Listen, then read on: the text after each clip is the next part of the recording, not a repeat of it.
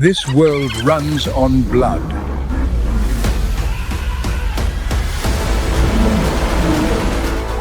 The strong devour the weak.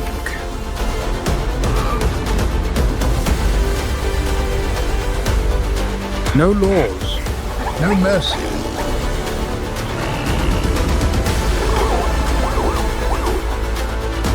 Every passing second is a battle between life and death.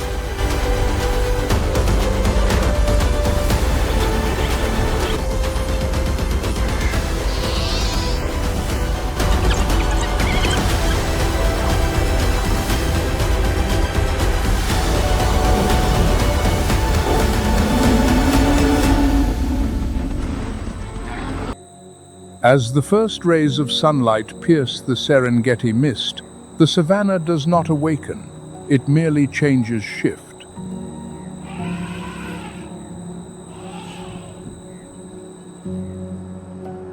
"12,000 square miles of grassland transform from cold grey to blazing gold in under 15 minutes.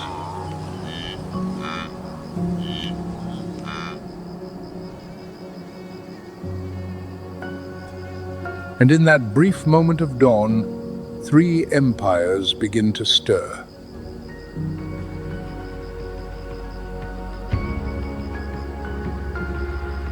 Three species, one savanna, all competing for the same source of life.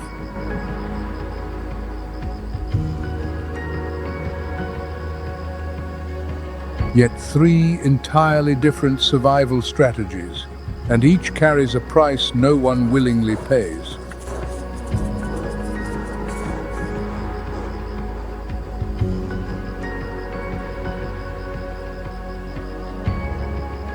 Welcome to Nature's Moments, where we explore the most extraordinary stories of the natural world.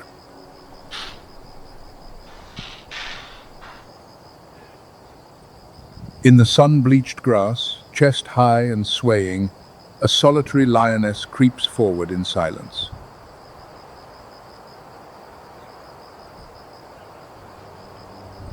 She lowers her center of gravity, belly to the earth, ears flattened.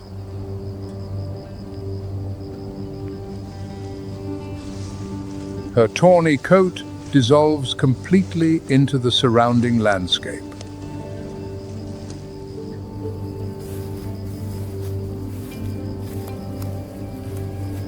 Amber eyes lock onto a wildebeest grazing barely 40 yards away.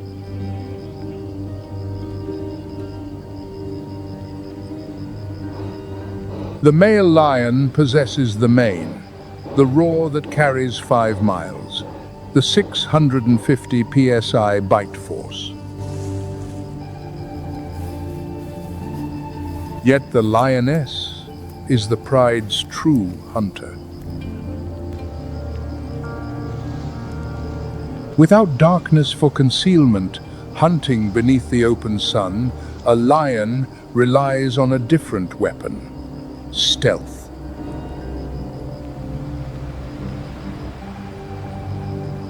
Across the vast grassland, she is virtually invisible until the prey realizes it is already too late.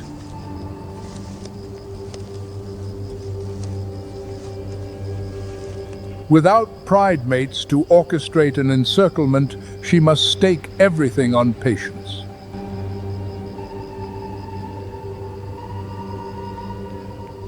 Each footfall lands without a sound, closing the distance with lethal precision.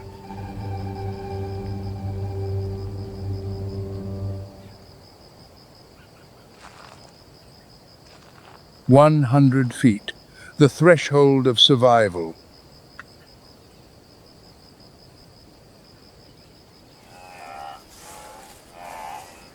70% of the muscle fibers in a lion's legs are fast twitch, explosive to 50 miles per hour, yet sustainable for only about 600 feet before exhaustion sets in.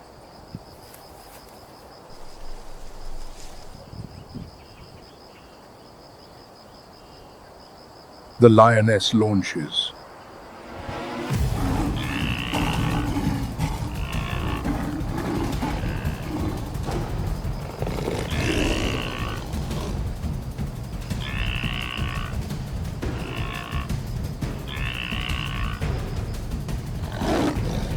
Jaws clamp down on the neck of a wildebeest weighing 300 pounds.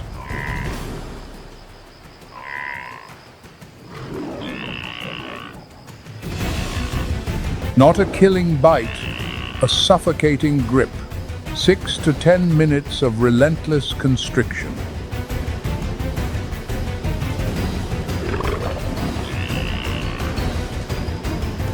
A lion does not kill with fangs. A lion kills with patience.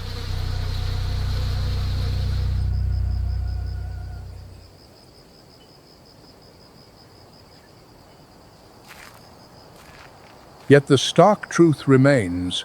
Only 2 or 3 of every 10 hunts succeed.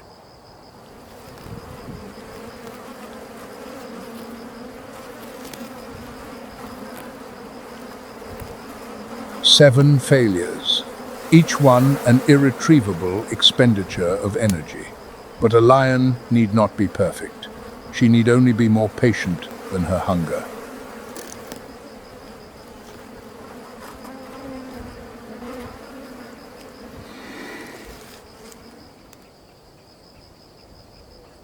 Less than half a mile away, through shimmering waves of heat rising from the baked earth, countless cunning eyes fix upon her.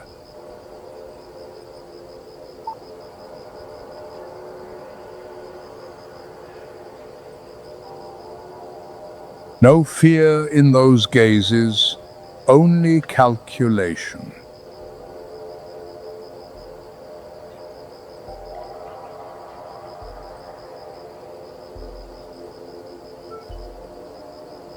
A laugh rings out. No, that is no laugh. It is a rallying cry. Crocuta, crocuta, the spotted hyena.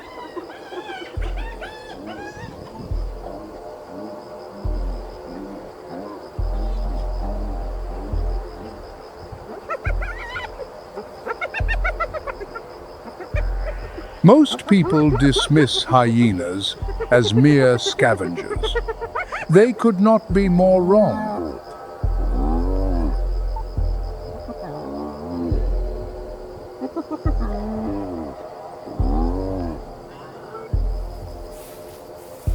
"70% of a spotted hyena's diet comes from its own kills.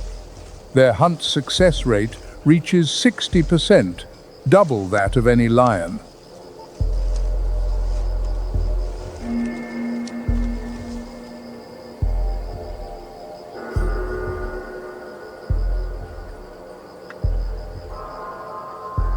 But plunder always costs less than pursuit.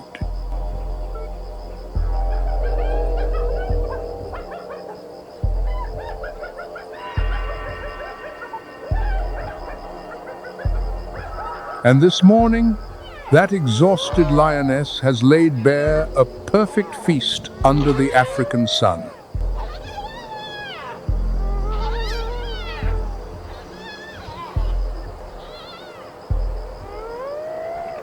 The clan moves, not in a sprint, but at a sustained, grinding pace.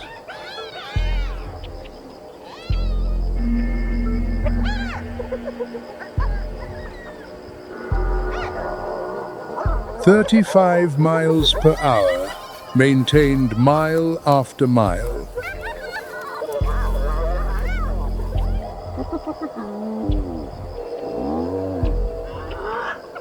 An oversized heart, cavernous lungs, and long legs concealed beneath that deceptively ungainly frame.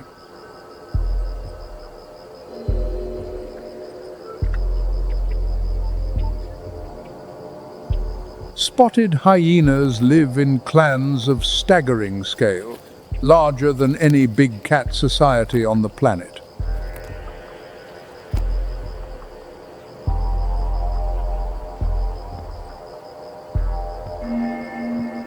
And that society operates under absolute matriarchy.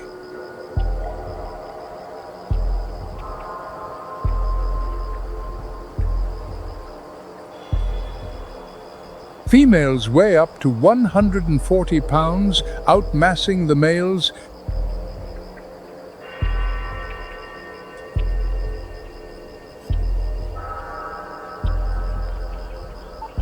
The lowest-ranking female still outranks the most dominant male.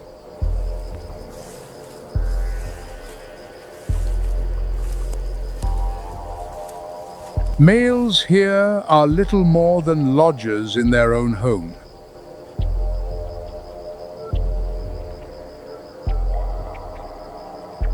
Yet the hyena's most fearsome weapon is not clan discipline. It is the jaw.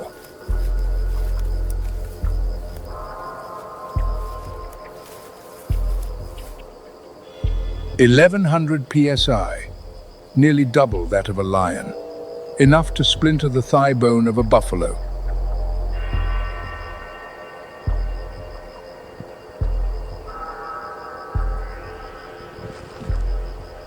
Hyenas waste nothing. Flesh, bone, hide, hooves, teeth. Their stomachs dissolve everything except hair and horn.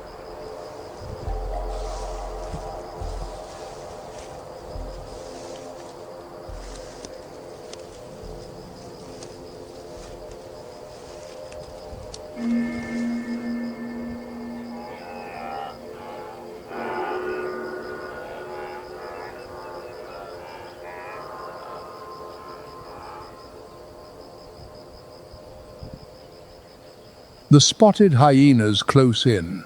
A frantic chorus of shrieks and manic whoops fills the air, fixed intently upon their quarry.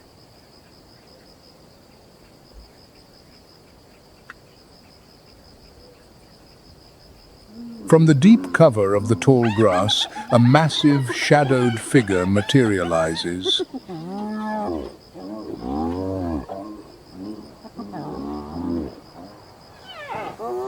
The male lion, the undisputed sovereign of this open savanna, has finally arrived.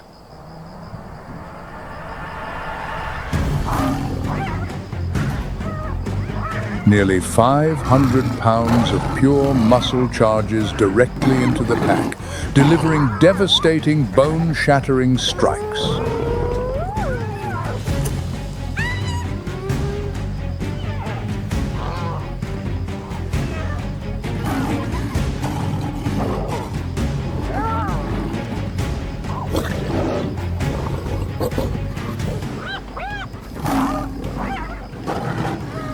Those triumphant whoops instantly transform into frantic squeals of sheer terror.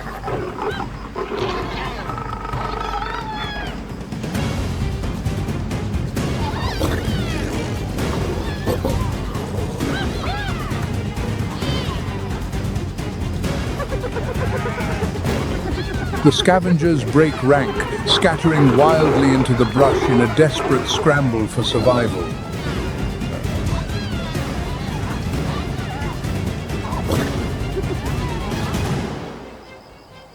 The formidable male stands a vigilant guard, allowing his exhausted mate to rest in absolute peace.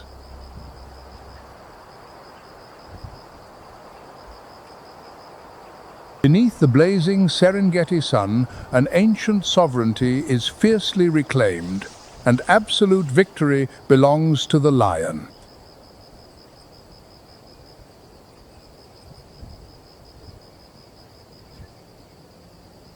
The sun stands directly overhead. Temperatures surge past 104 degrees Fahrenheit.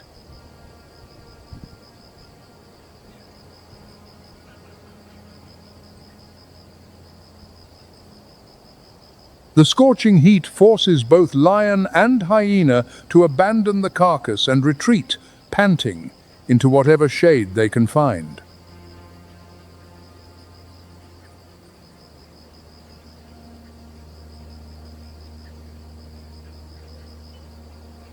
The savanna sinks into stillness.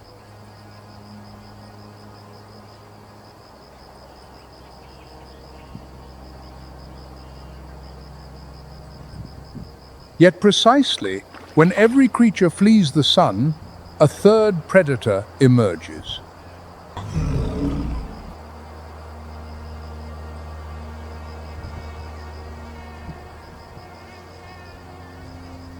Lacking the lion's bulk to bring down large prey, lacking the hyena's numbers, this hunter wields speed as its sole weapon.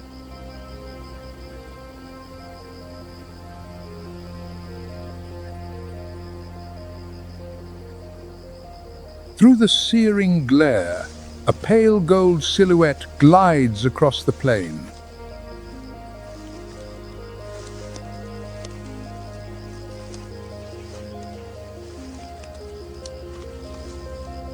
Leaner than a lion, taller than a hyena, its frame is so streamlined it resembles a masterwork of aeronautical engineering.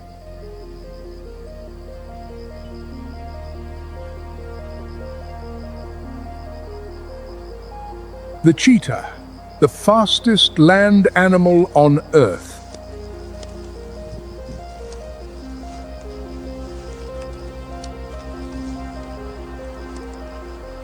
"70 miles per hour, 0 to 60 in just 3 seconds.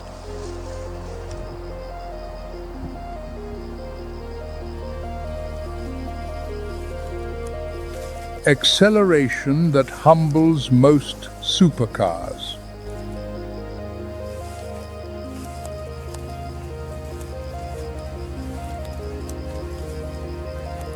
Each stride spans 23 feet. At peak velocity, all 4 paws leave the ground simultaneously.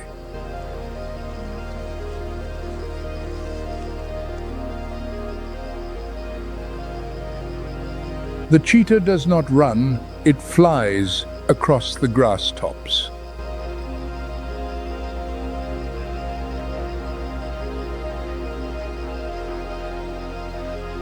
A flexible spine coils and uncoils like a spring, extending each stride by 30%.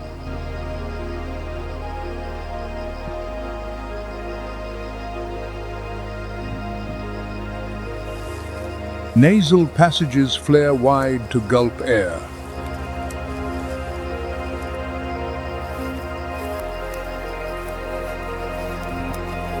An enormous heart, the largest of any cat, pumps oxygen-rich blood furiously into every fiber of muscle, burning at capacity.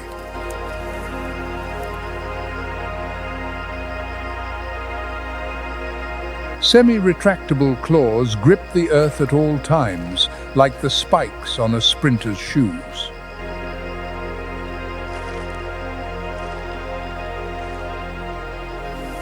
A long tail acts as a rudder, enabling 90-degree turns at terrifying speed without the slightest loss of momentum.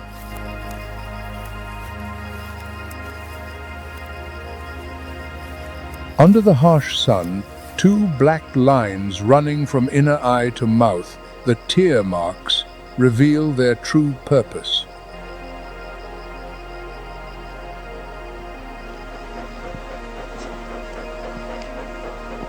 They absorb glare, cutting reflected light exactly the way black grease paint works beneath a football player's eyes.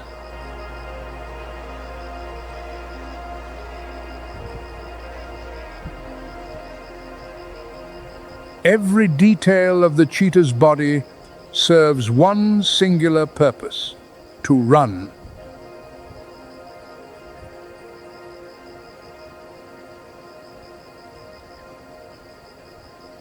Yet, therein lies the tragedy.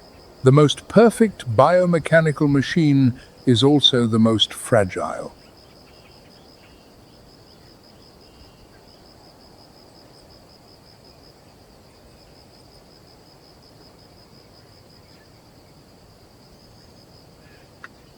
The cheetah locks onto its target, a small Thompson's gazelle, barely 65 pounds, standing about 230 feet away.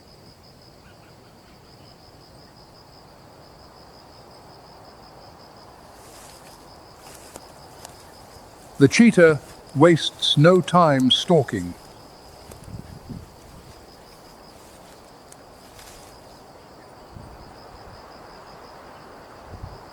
On open grassland, speed is the only advantage. and speed demands distance to ignite.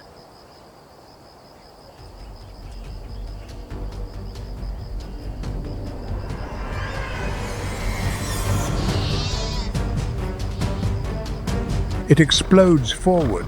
Dust billows beneath the midday sun.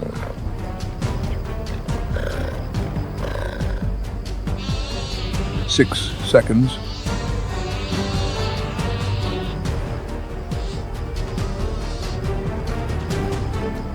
The race for survival ends in precisely 6 seconds.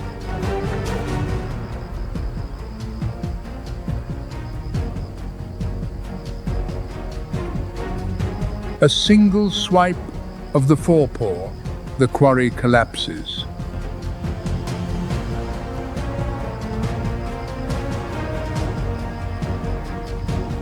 Jaws close over the throat.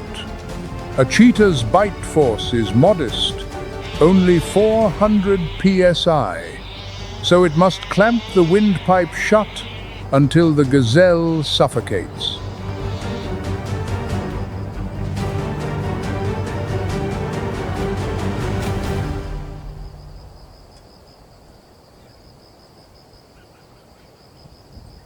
Yet the most brutal contest always begins after the kill.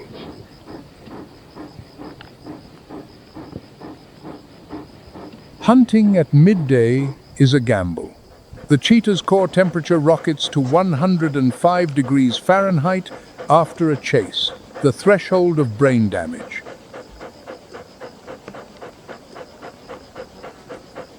It slumps down, gasping, utterly defenseless for 15 minutes before it can swallow the first mouthful.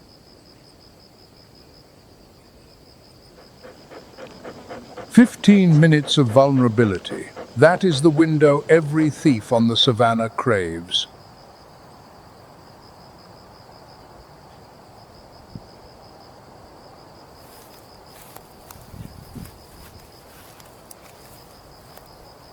Even at noon, if a hyena catches the scent, the kill is seized. If a lion spots the carcass, the kill is seized.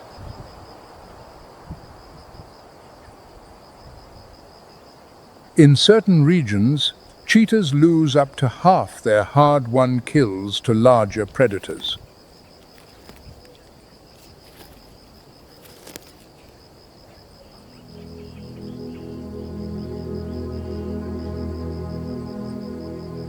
Three empires, 3 strategies, 3 prices to be paid.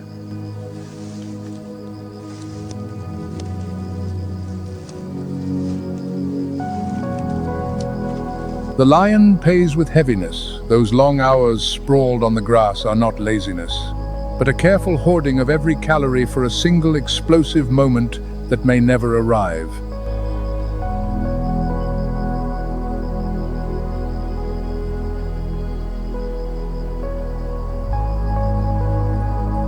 The hyena pays with prejudice, branded a filthy scavenger, despised across centuries of human contempt.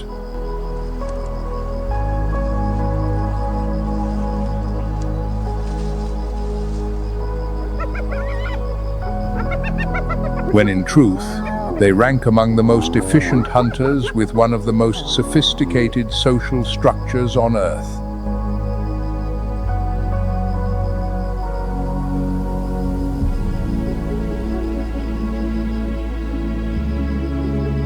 The cheetah pays with everything else, sacrificing raw power and fighting ability for 3 seconds of glory at 70 miles per hour.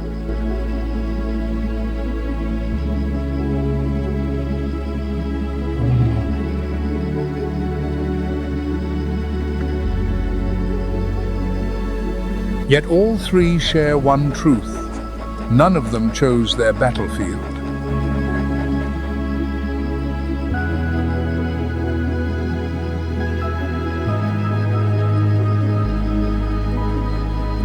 The Serengeti chose them.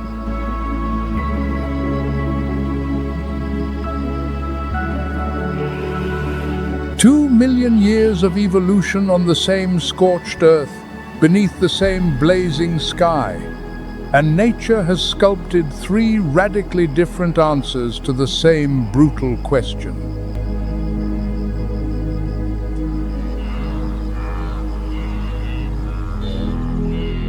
How to feed, how to endure, and how to avoid being erased from this world entirely.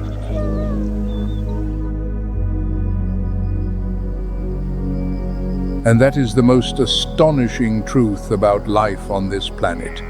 The same pressure, yet never the same answer.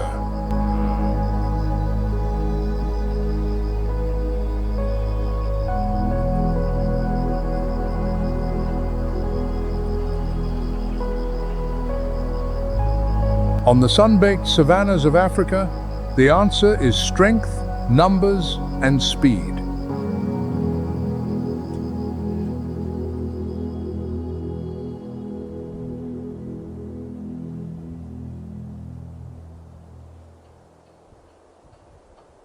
But take that same question, how to survive when everything conspires toward death, and pose it where oxygen is halved, temperatures plunge to -40 degrees Fahrenheit, and winds lash at 70 miles per hour.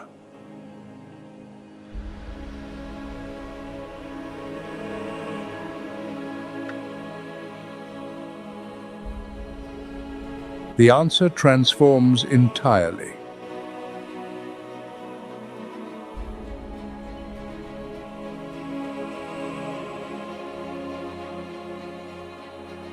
The Himalayas, home to 14 peaks above 26,000 feet, the rooftop of the planet, are not one world. They are many worlds stacked upon each other.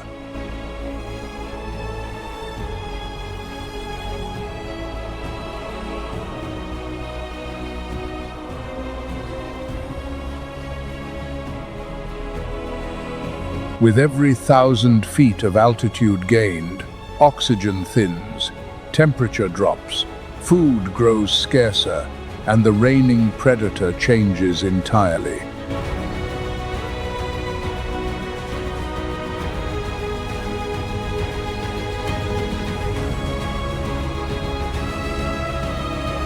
At the mountain's base, humid tropical forest conceals one of the most formidable hunters on Earth.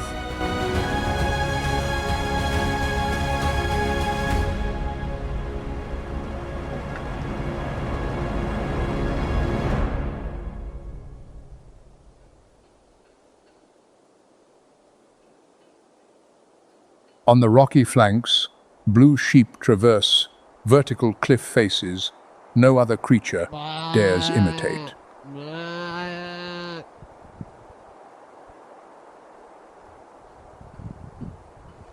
And at the summit, wolves, whose howls pierce the valley patrol plateau where oxygen has all but vanished.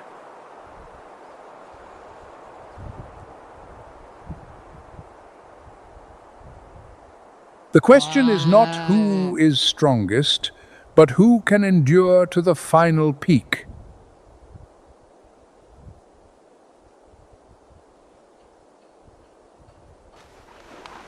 Yet the phantom on the cliff is not alone.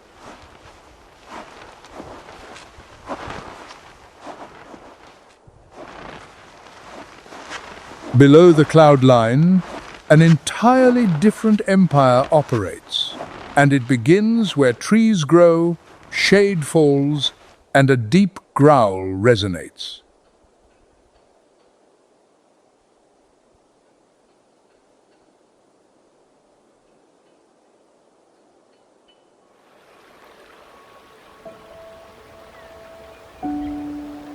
Between roughly 3,000 and 8,000 feet, the Himalayan foothills are cloaked in tropical forest, where sunlight must struggle to reach the ground.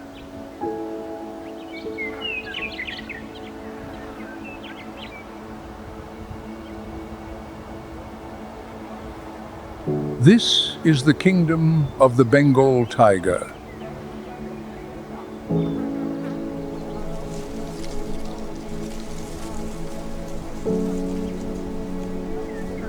Weighing 400 to nearly 600 pounds, the Bengal tiger is the second largest cat on the planet, surpassed only by the Siberian tiger.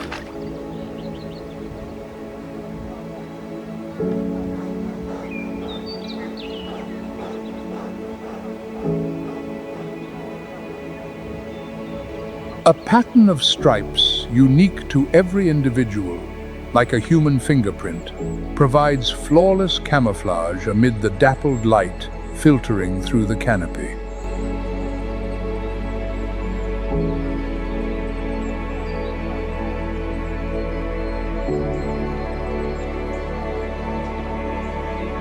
Canine teeth exceeding 3 inches in length, the longest of any living cat.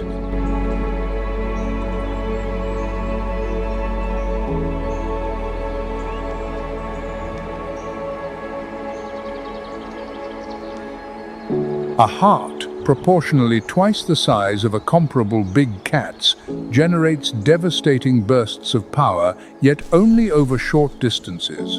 A Bengal tiger exhausts rapidly if a chase extends beyond 160 feet.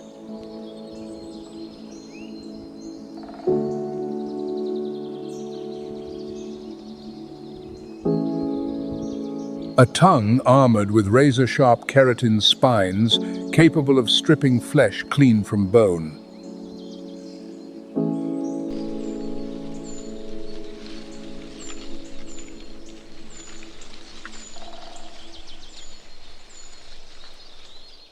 Night vision 6 times sharper than a human's, and a nervous system that processes motion at a speed few prey animals can match.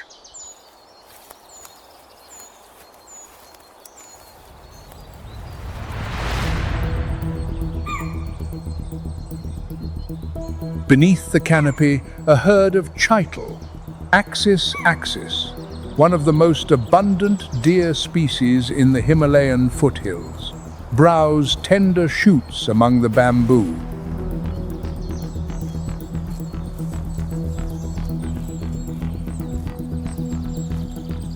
Weighing 100 to 170 pounds, their white-spotted coats over russet hide blend seamlessly into the forest's broken light.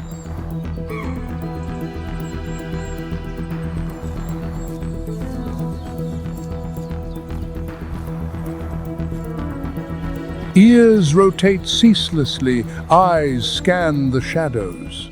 They know the enemy is always near, but never where.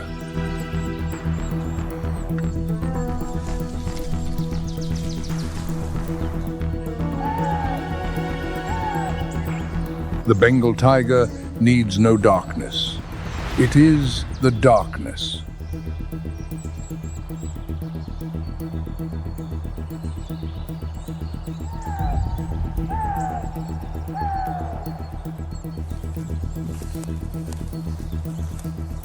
An adult Bengal tiger can consume up to 40 pounds of meat in a single feeding, then fast for days on end.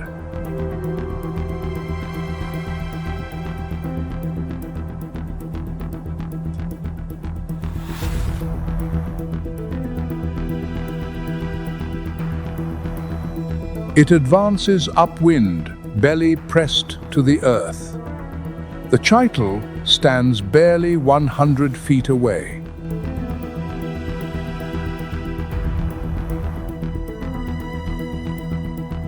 Hunt success rates hover around 10 to 20%, meaning for every 10 ambushes, 8 or 9 end in failure.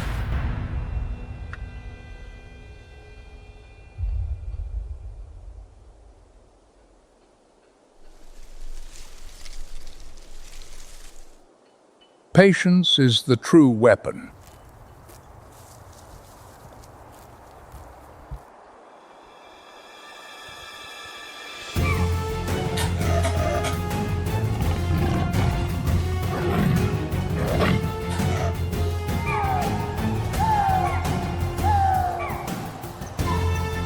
"400 pounds of muscle erupt through the tall grass. 3 seconds, no more. The Bengal tiger drags its quarry into the forest shadow, vanishing as though it never existed.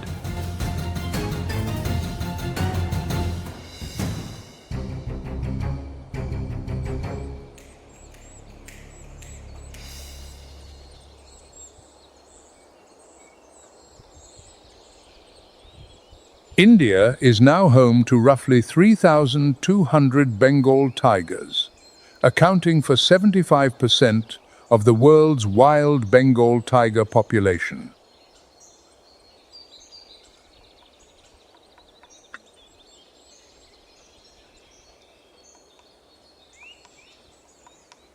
The IUCN lists the species as endangered. Its green status assessment for 2025 rates it critically depleted, meaning that despite rising numbers, the population remains vastly below full ecological recovery.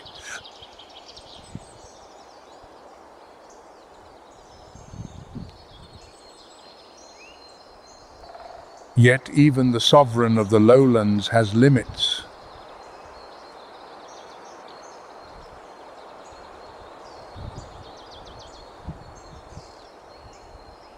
The Bengal tiger's supremacy depends on forest canopy and the dense, oxygen-rich air of lower elevations.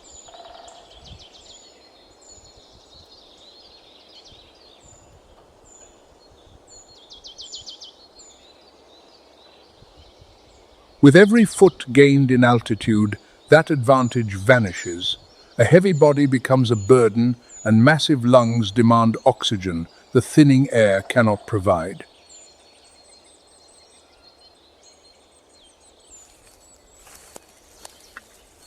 The Bengal tiger never climbs too high. This is not a choice, it is biology.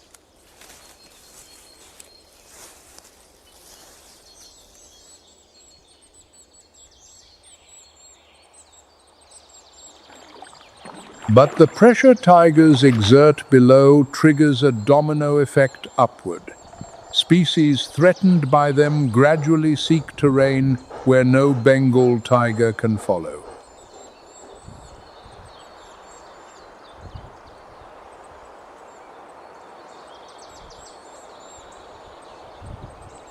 That terrain is sheer cliff face, where survival is measured not by strength, but by the ability to grip bare rock.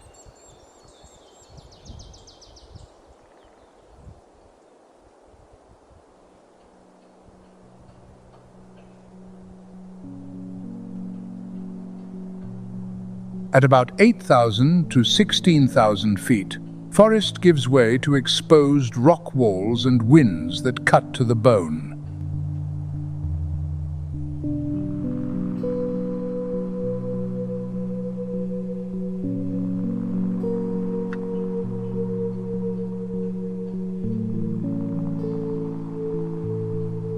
On near vertical surfaces approaching 90 degrees, faces that from a distance appear to offer no foothold whatsoever, one mammal moves with uncanny confidence.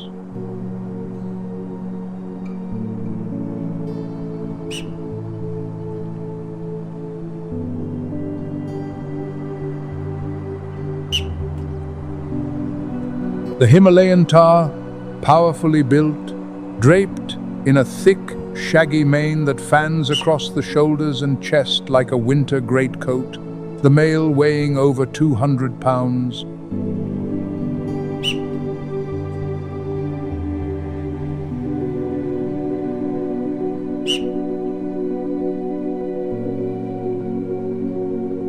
Tahr live in herds of 15 to 40 individuals.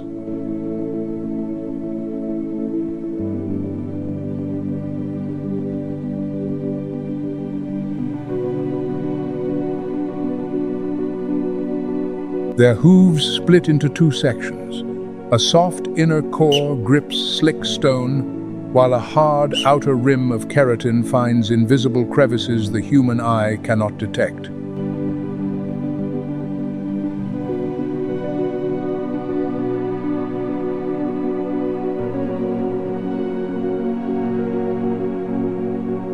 Every step a tar places on a vertical wall is a problem in physics. Weight distributed, friction calculated, center of gravity shifted, all executed in a fraction of a second without conscious thought.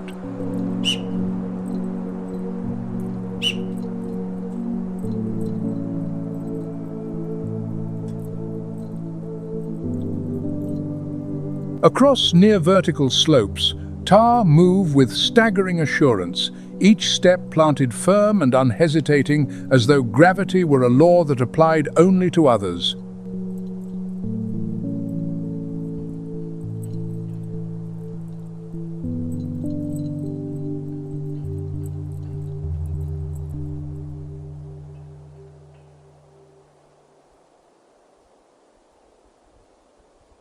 Tar are not alone on these mountainsides.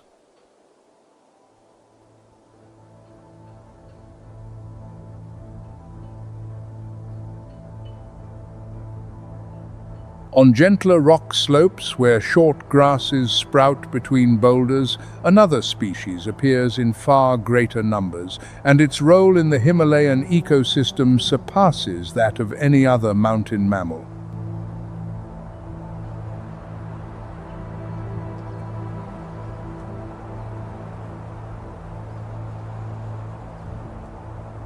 Pseudois nea, a scientific name meaning false goat, because taxonomists debated for decades whether it was goat or sheep.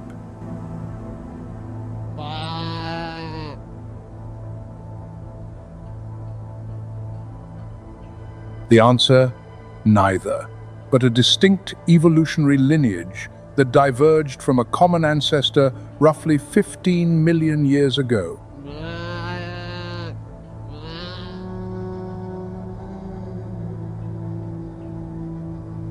The Baharal, the blue sheep of the Himalaya, inhabits elevations of about 10,000 to 18,000 feet, occasionally ascending to about 20,000 feet, one of the highest dwelling large mammals on Earth.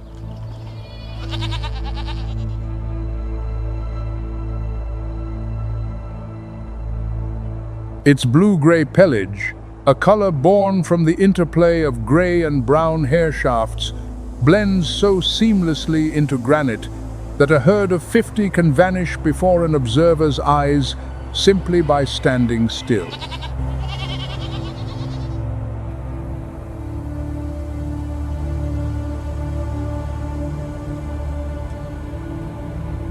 Males weigh up to 75 pounds, bearing horns that curve outward then twist sharply backward, utterly unlike the horns of any ordinary goat or sheep.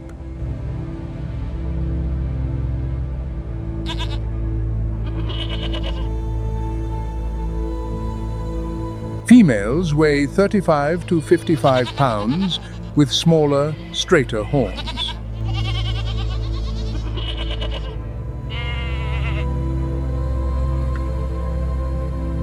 The hooves possess a remarkable architecture.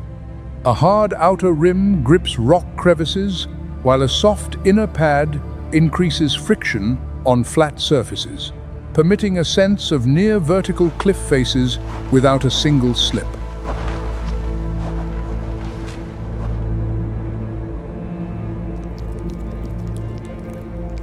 In winter, when food grows scarce, smaller bands merge into vast congregations, sometimes 200 or even 400 strong.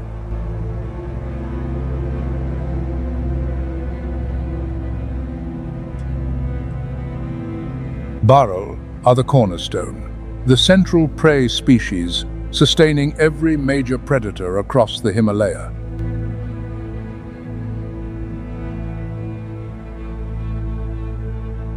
From snow leopard to wolf to golden eagle, all depend upon these blue sheep. Without Baral, the high peaks would fall silent.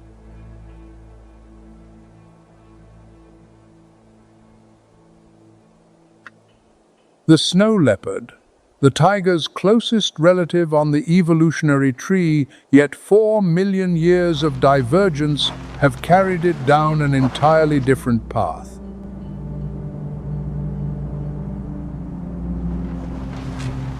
Weighing 90 to 120 pounds, barely a quarter of a tiger's mass, every element of its anatomy is engineered for cliff and snow.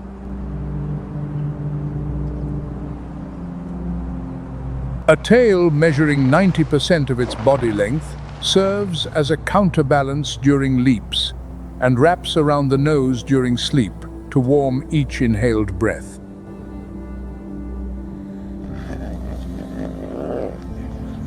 Broad paws sheathed in dense fur function as natural snowshoes, distributing weight, insulating against cold, and muffling every footfall into silence. Enlarged nasal cavities warm and humidify frigid air before it reaches the lungs.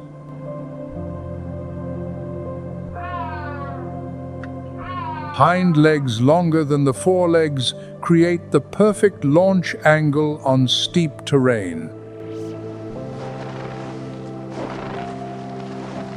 Overdeveloped chest and shoulder muscles deliver the pulling force needed to scale vertical rock.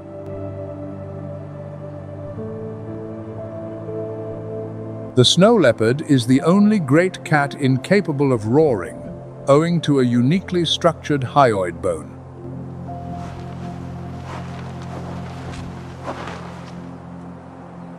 In its place, the cat produces a pruston, a puffing exhalation through the nostrils, used as a greeting.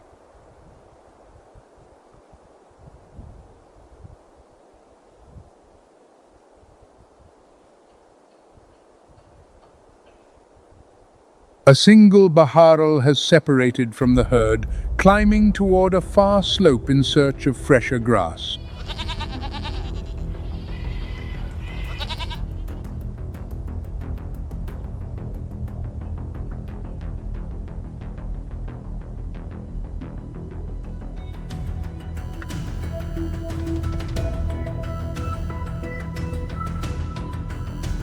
The snow leopard creeps forward, belly pressed flat against cold stone.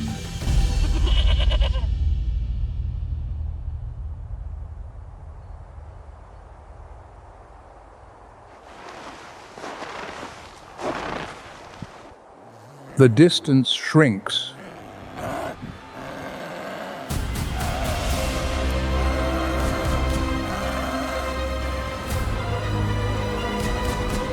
Then it launches, hurtling downward with gravity along a 45-degree rock face, tail lashing sideways to hold its line.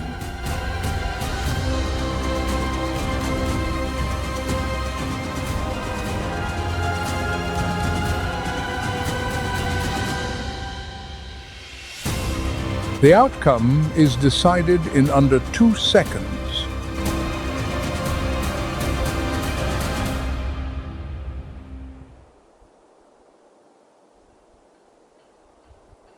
And that is only the battle on the ground.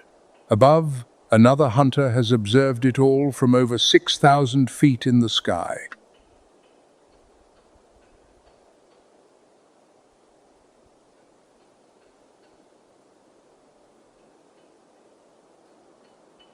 Its weapon is neither claw nor fang. It is gravity itself.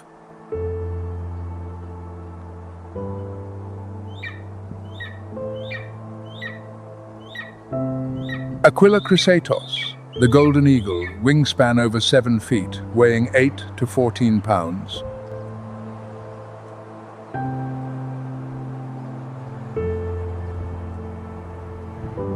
The nape feathers gleam gold in sunlight, the trait that bestows its name.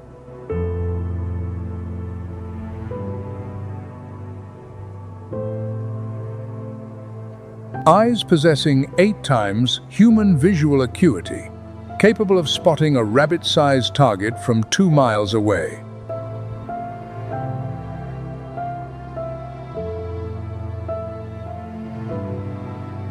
Two foveae in each eye, one for distant vision, one for close range. An optical system no artificial lens can rival.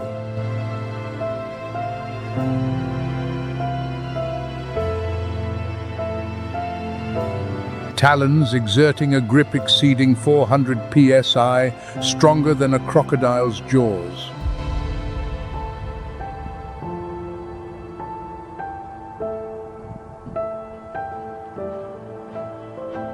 A ratchet-like tendon mechanism locks that grip without muscular effort. Once the talons close, prey has no chance of escape.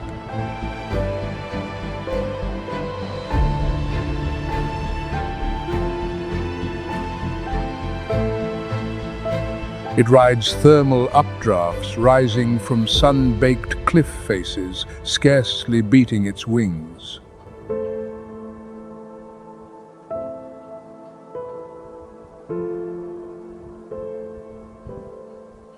From over 6,000 feet, those eyes sweep the ground below and lock onto a brown speck moving between two boulders on the plateau beneath.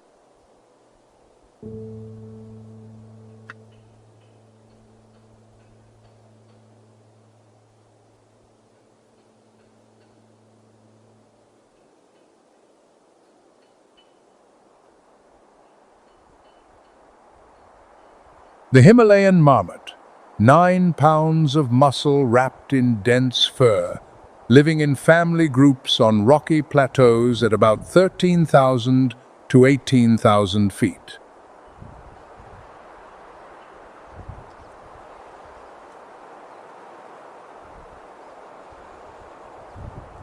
The largest rodent of the high Himalaya, body length reaching 24 inches, a tail of 6 inches, tawny brown fur along the back, a darker belly, and a face marked by distinctive dark patches.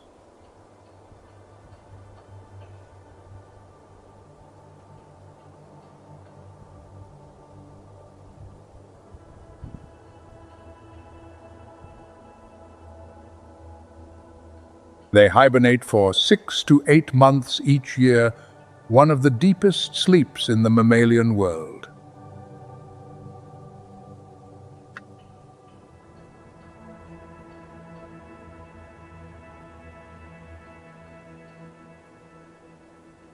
Heart rate plummets from 200 beats per minute to just 30.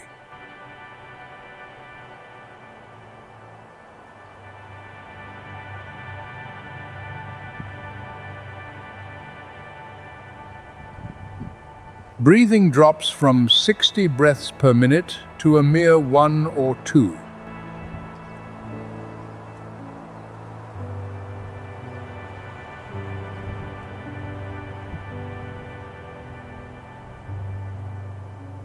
Metabolic rate collapses to less than 5% of its summer level.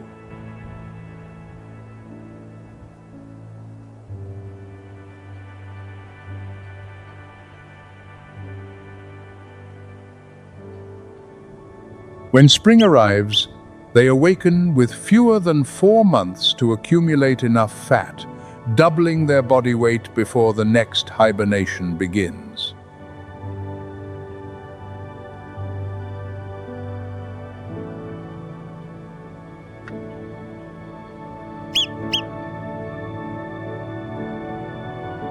Every single day is a race against time.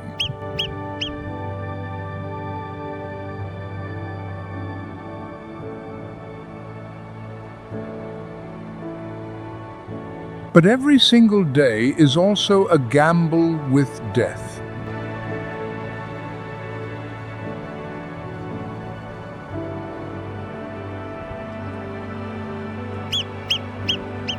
To survive beneath skies rife with peril, the marmot family maintains a magnificent early warning system.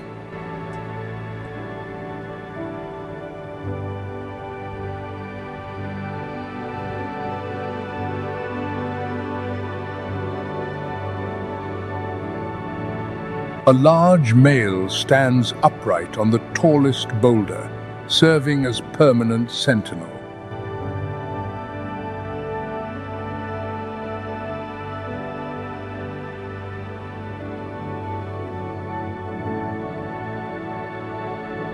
Its eyes scan the sky without pause.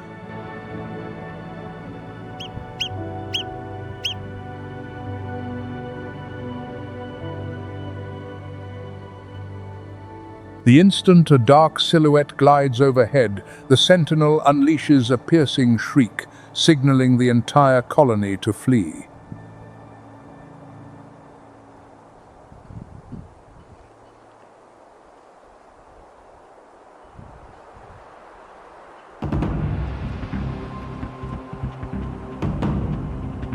And at this very moment, a golden eagle materializes in the sky.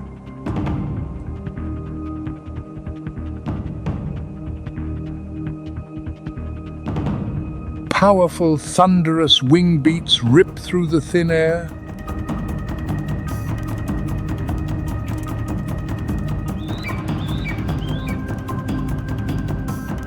The eagle drops to hug the terrain, borrowing momentum as it slices across the mountainside at terrifying speed. Its vast shadow races over the grass.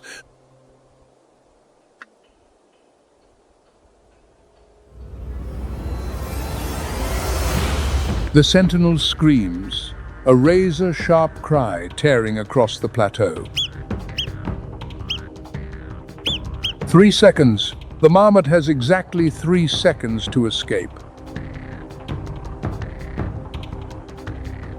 Hind legs explode off the ground, 9 pounds of body hurtling in a frenzy toward the burrow entrance, about 50 feet of short, open grass, marking the boundary between life and death. Dust erupts.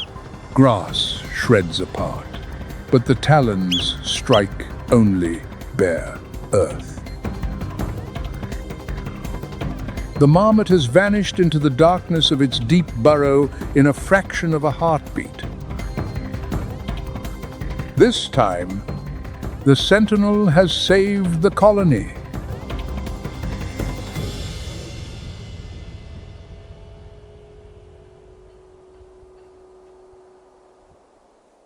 And here lies the supreme paradox of the Himalaya.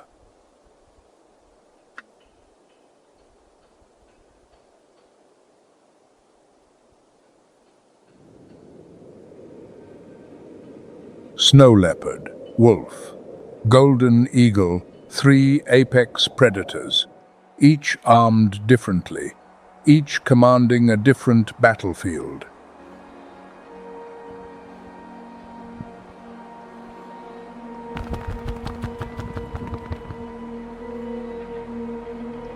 All of them depend upon the smallest creature on the range, the marmot, 9 pounds.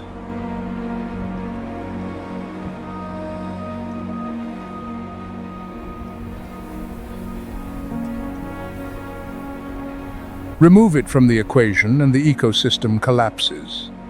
The eagle loses its primary prey. The wolf loses its fallback food source when winter drags on.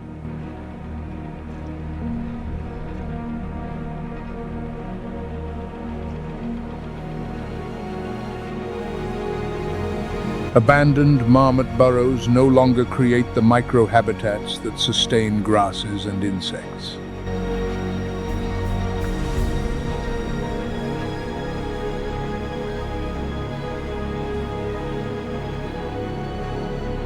On the Himalaya, the most powerful creature is not the largest, but the one that feeds them all.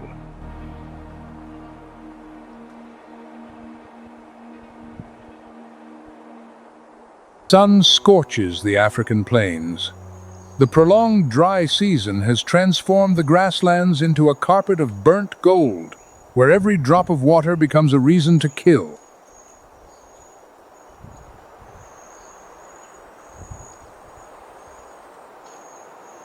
This is the Savanna, a realm governed by no law but the law of the strong. Or at least, that is what most people believe.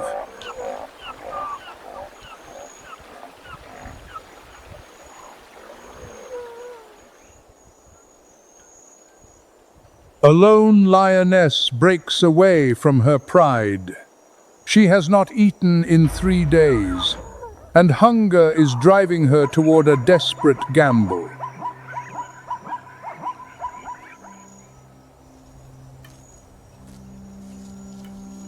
The target? A male zebra grazing less than 165 feet away.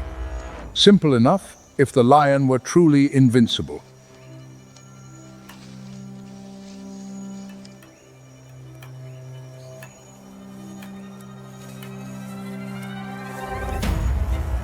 "60% of a lion's musculature consists of fast twitch fibers, enabling an explosive surge from stillness to 37 miles per hour in just a few strides.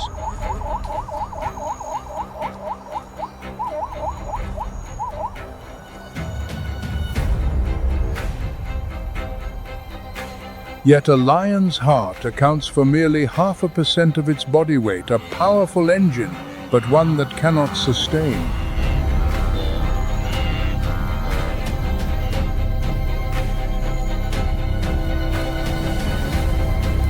The chase must end within 30 seconds, or the hunter becomes the loser.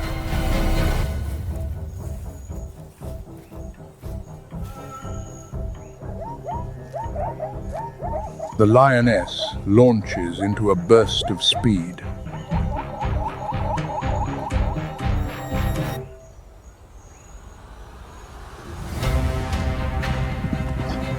Those hundreds of interlocking black and white stripes serve not as camouflage amid the grass, but to generate motion, dazzle, a visual illusion at high speed.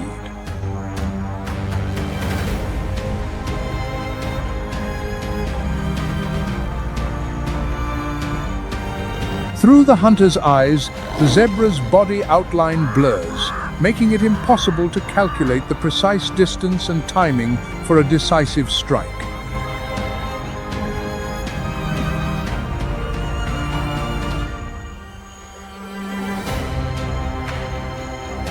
The hunter halts, panting heavily, and concedes defeat.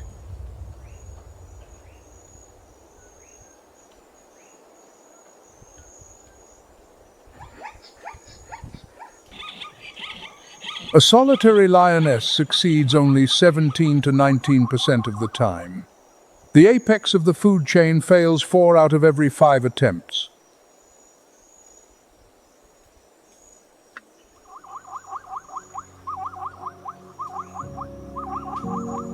Welcome to Nature's Moments, where we explore the grandest mysteries of the natural world.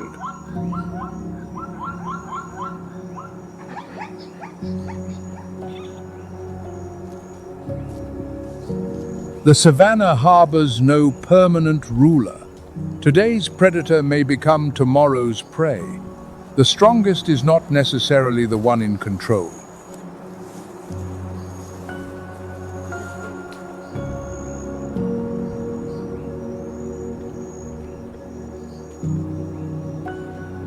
Across these plains, 3 powers vie for dominion: the lion through brute strength, the spotted hyena through sheer numbers, and the Cape buffalo through unyielding endurance.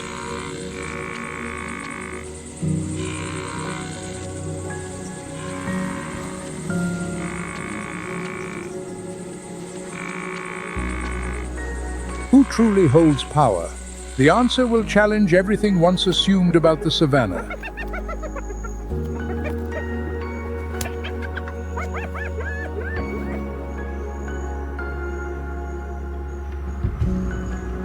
But before the battle begins, the defeated hunter must eat, and this time she does not hunt alone.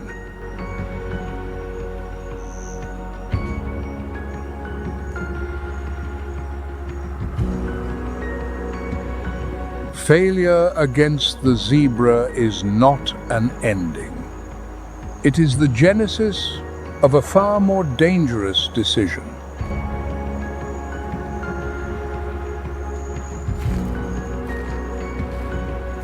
The lioness returns to her pride.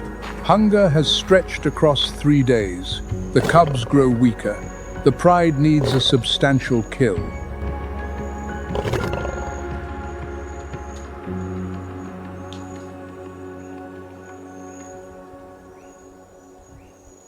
And a massive target stands directly ahead, A giraffe, a mobile tower rising nearly 20 feet, weighing close to 2 tons. A single body sufficient to sustain the entire pride for 3 to 4 days.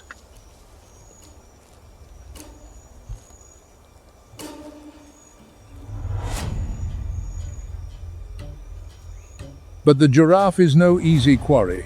Its kick sweeps a 6.5-foot arc force enough to crush the skull of any predator foolish enough to approach.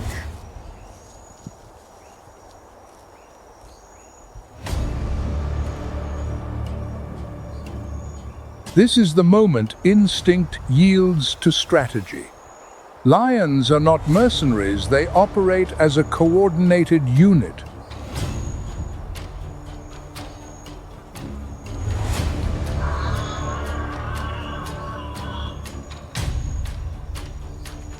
Stander's 1992 research revealed that each lioness within a pride holds a fixed tactical role, coordinating with the precision of players on a football pitch.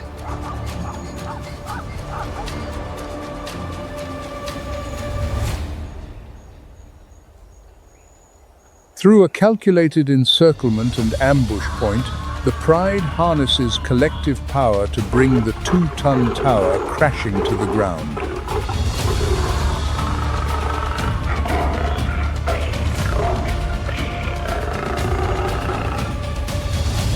The feast begins. 2 males eat first, the privilege of beasts exceeding 420 pounds, crowned with thick dark manes, markers of elevated testosterone, superior nutrition, and exceptional fighting prowess.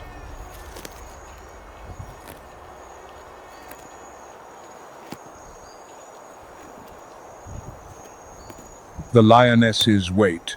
They have done all the work, yet the law of the pride is not the law of fairness. It is the law of strength.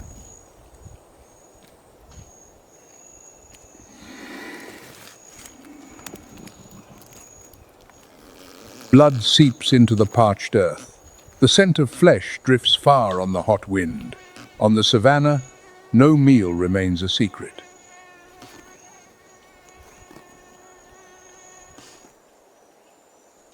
And the most astute scavengers of the plains have been listening for some time.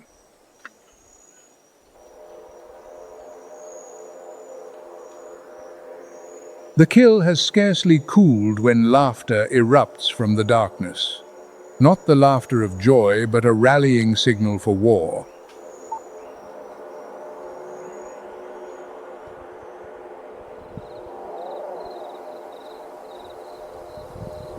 The spotted hyena, a creature many dismiss as a lowly scavenger, that assumption is profoundly wrong.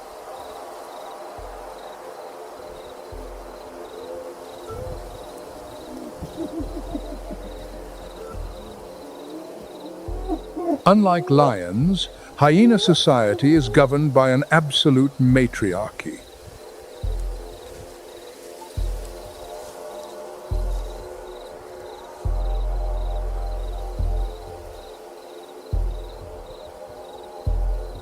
The smallest female in the clan outranks the largest male. Here, bloodline and female solidarity forge the power behind every siege.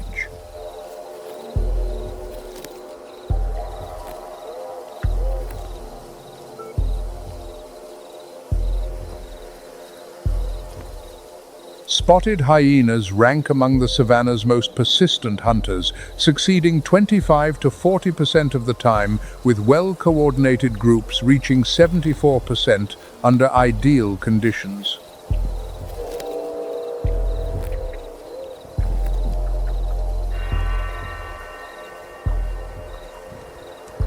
The hyena's power resides not in speed.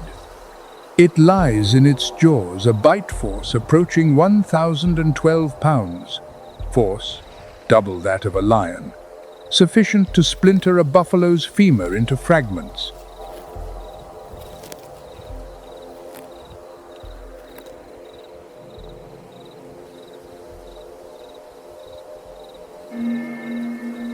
Their Their stomachs secrete acid with a pH near 1 so potent that bone, hoof, even teeth dissolve within hours. Nothing goes to waste.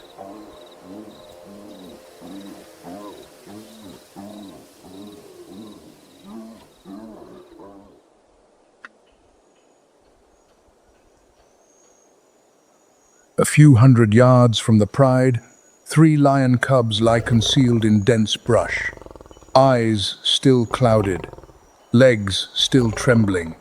They do not yet know they were born into a war.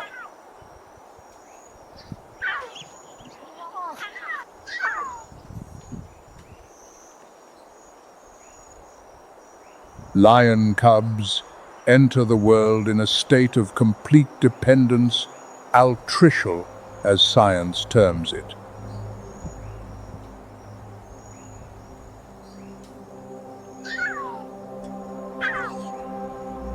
Blind, feeble, weighing under 4.5 pounds, 50 to 60% of them will not survive their first year.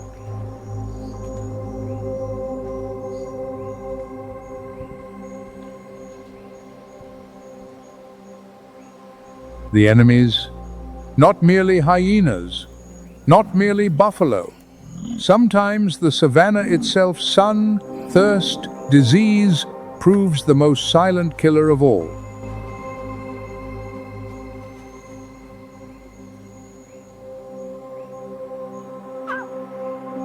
For the first 3 months, mother's milk is everything.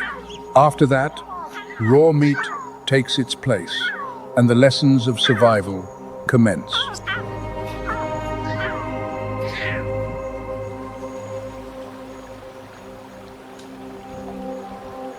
But before learning to hunt, they must learn to live. The mother relocates her cubs, constantly shifting hiding spots every 2 to 3 days, so scent cannot accumulate, so hyenas and buffalo cannot track them.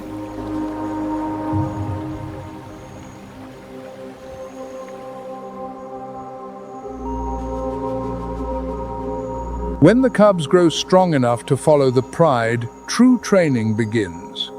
And the mother's teaching methods are ruthless in their effectiveness.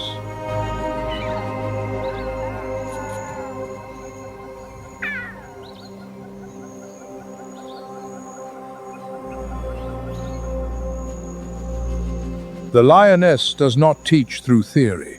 She brings back live prey, small, wounded antelope, and releases them before her cubs, learning through combat.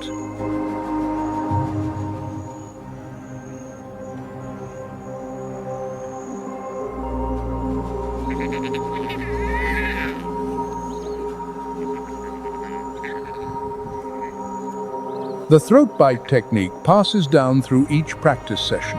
The precise placement, the angle of the jaw, the exact pressure to suffocate without squandering energy.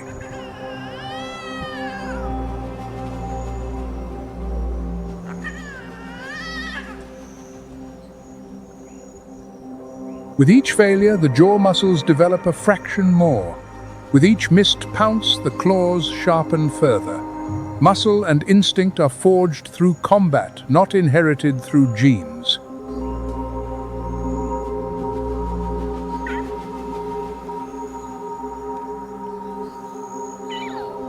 The males play a surprising role in this process.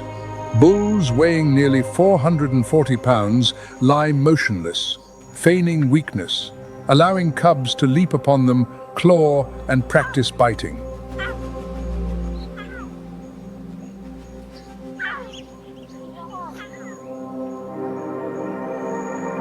This is not play. This is training.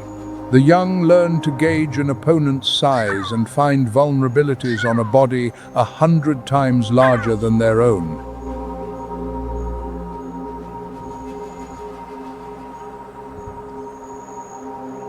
Two years. That is the threshold.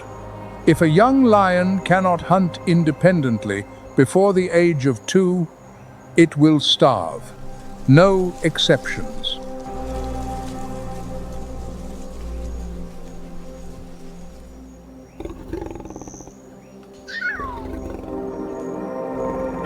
Jaw muscles, claws, leg power, all develop through each real encounter.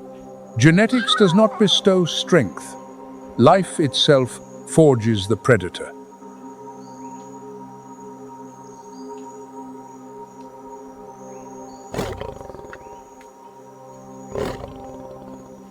But while the mother is occupied training her young, an enemy has been watching silently from afar.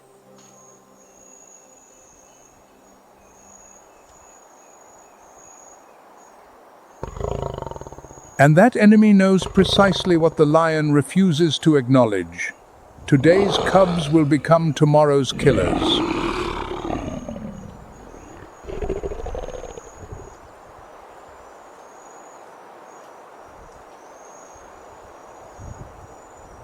The Cape buffalo, 2,000 pounds, hide nearly an inch thick, curved horns sweeping backward, their bases fusing into a solid shield of bone across the forehead.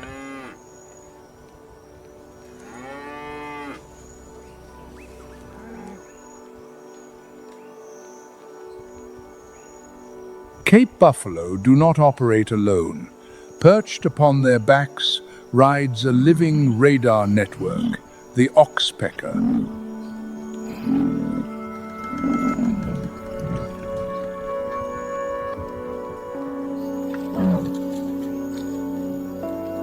The piercing alarm call of these birds serves as an early warning system, signaling a lurking predator in the tall grass long before the buffalo can see it.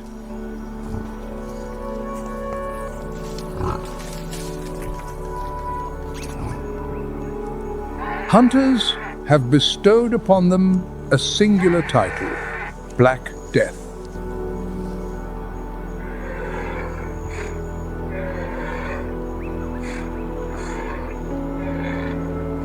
Yet, raw physical power is not the buffalo's most formidable weapon.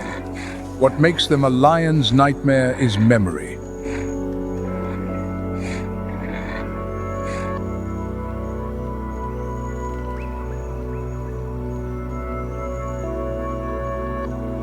Cape buffalo possess long-term scent memory. They remember the scent of lions. They remember where lions once rested. They remember the wind direction that carried the scent of danger.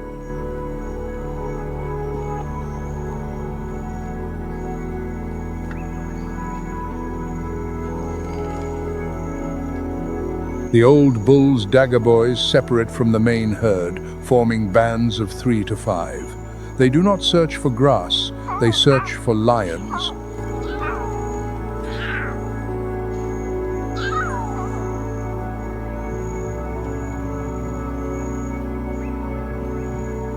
During daylight, while lions sleep, dagger boys begin to track, nostrils pressed to the earth, reading every scent signal. If they detect lion scent, they do not flee, they advance.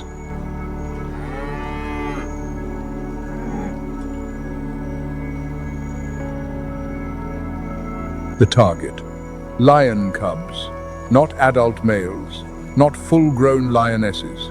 The young, vulnerable, slow, incapable of resistance.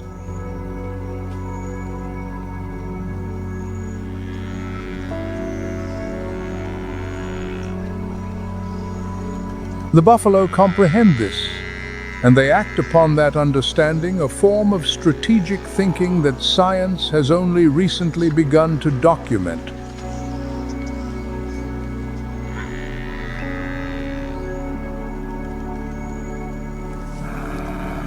Herds in high lion density areas develop stronger mobbing responses, with sentinels consistently facing downwind, a learned behavior requiring 2 to 3 generations to establish.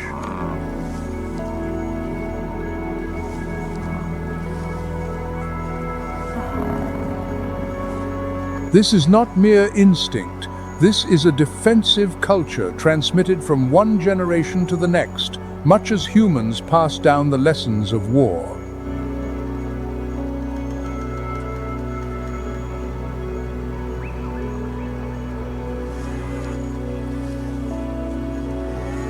Periquet's 2012 study in PLOS One confirmed Cape buffalo are the lion's primary prey, yet simultaneously the leading cause of lion mortality inflicted by prey species.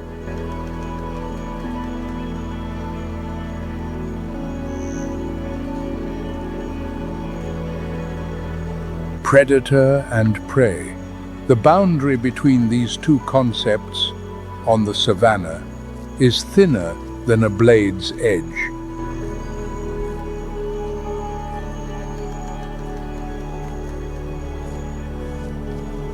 Valex, in 2009, documented that Cape buffalo alter their behavior according to the landscape of fear. They avoid areas frequented by lions, even when the grass there grows taller, thicker, and richer.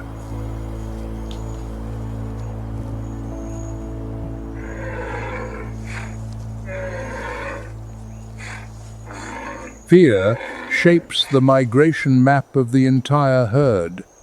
But fear also breeds action, and the buffalo's response is not flight, it is attack.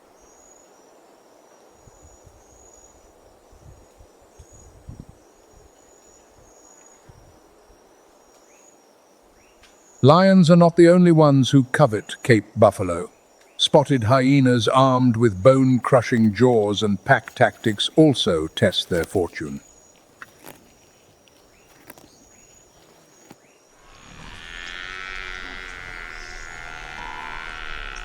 But 154 pounds confronting 2,000 pounds demands an entirely different equation.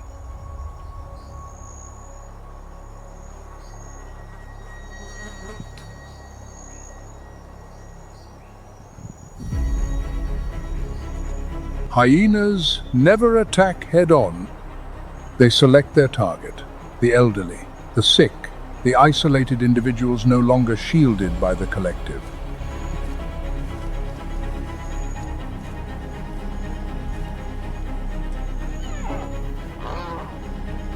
The siege begins. This time, the hyena pack targets a young buffalo calf, deploying numerical pressure to grind down stamina and sever the calf from the herd.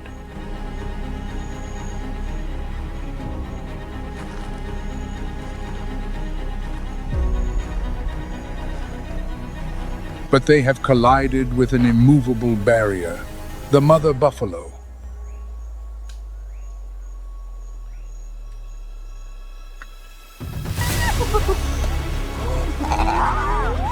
An absolute protective instinct fused with a colossal muscular frame stands resolute, neutralizing every attempt to close the ring.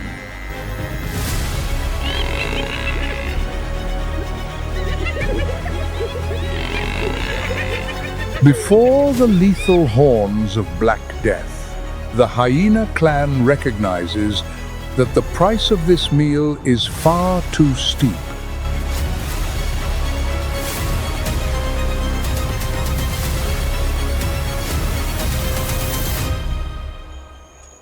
They know when to retreat, and this, unmistakably, is that moment.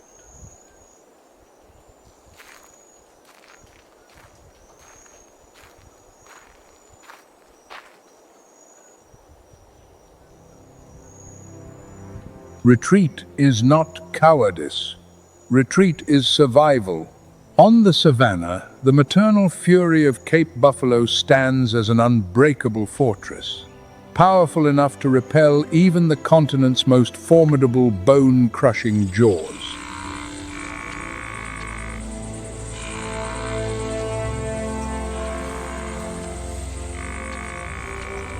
The hyena's battle ends here.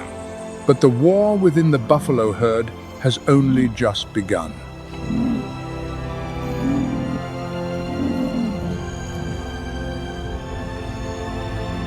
Each mating season, the savanna trembles with a sound born not from lions or hyenas, but from deep within the buffalo herd itself.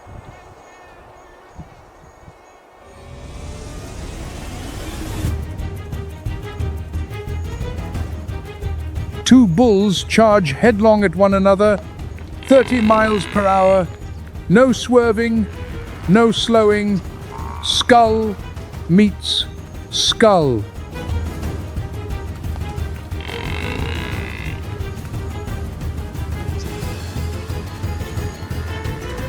The hornboss, a fused shield of bone, is evolution's answer to precisely this moment.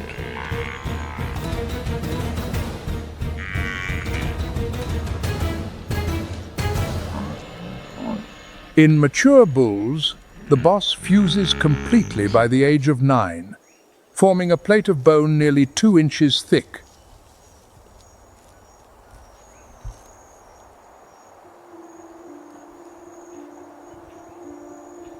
Beneath the surface lies trabecular bone, a honeycomb lattice of struts measuring 1/2 to 3/4 of an inch tall, roughly 1/4 inch in diameter.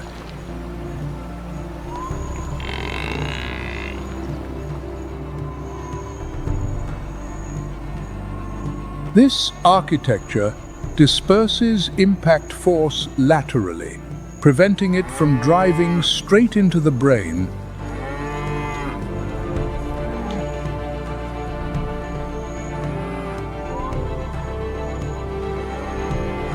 Research by Farker in 2008 revealed that the boss is not built for ramming but for locking. Two bulls interlock horns, twist, wrench, and force each other down through sheer neck muscle power.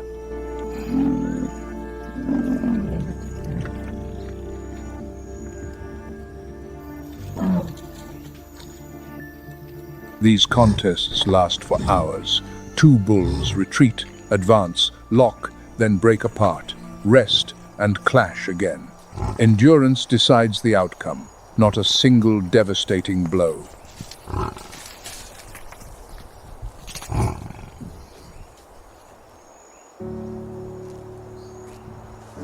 The loser is driven from the herd, and a bull expelled from the herd becomes the easiest target for lions, solitary, exhausted, stripped of all protection.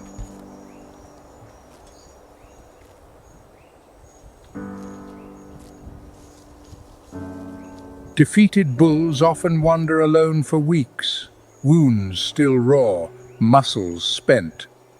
That is when the lions appear, always with impeccable timing.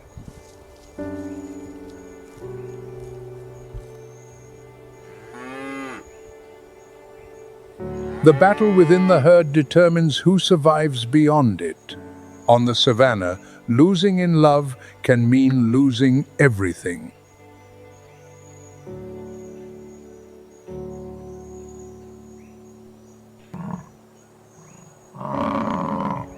Between the lion and the Cape buffalo, which do you believe holds greater influence over the Savanna?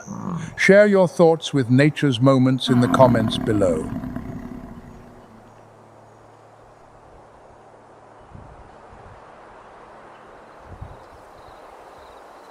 Daylight belongs to lions and Cape buffalo, but when darkness descends, another war begins, quieter, yet no less savage.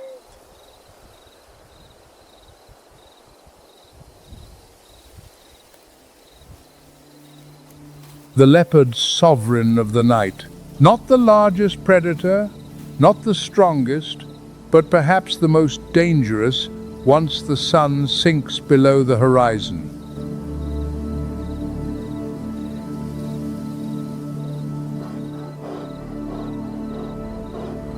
Its rosette-patterned coat shatters the body's outline in shadow, transforming the leopard into a phantom among the thickets.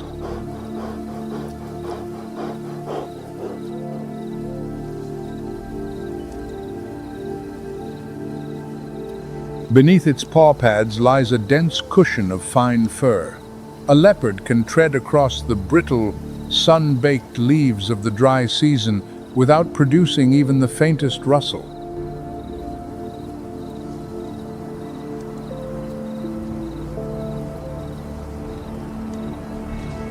Fully retractable claws remain sheathed in motion, ensuring no scrape of talon on stone. Its silence is a weapon unto itself.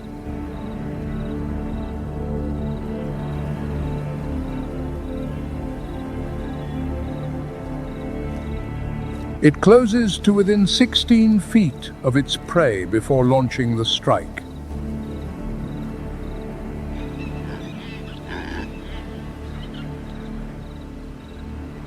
The preferred quarry, impala, a swift antelope with a fatal habit of bedding down near dense brush. A lethal miscalculation when the night's premier hunter lies barely 3 strides away.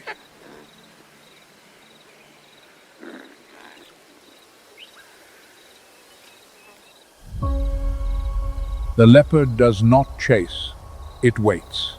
A single explosive leap, jaws clamping down on the throat, and it is over before the prey comprehends what has happened.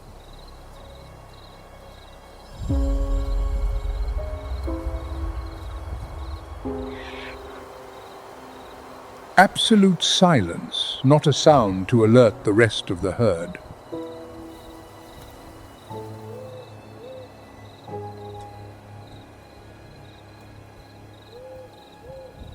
The leopard possesses the highest strength to body weight ratio of any great cat, a remarkable feat of evolutionary engineering.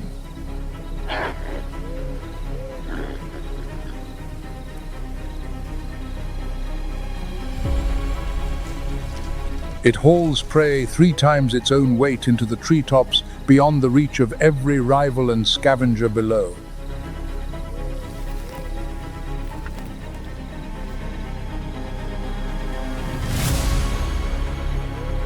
This act of hoisting a kill into the canopy underscores a simple truth. On the savanna, keeping a meal matters more than making one. The leopard learned this lesson millions of years ago, long before the cheetah ever did.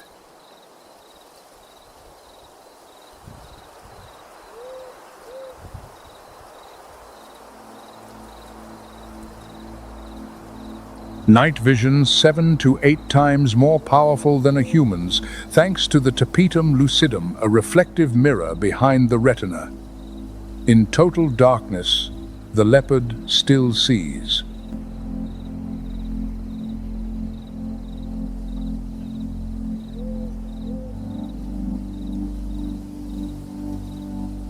Its whiskers vibrissae function as electrostatic sensors, reading the air currents, detecting obstacles and prey without any need for sight.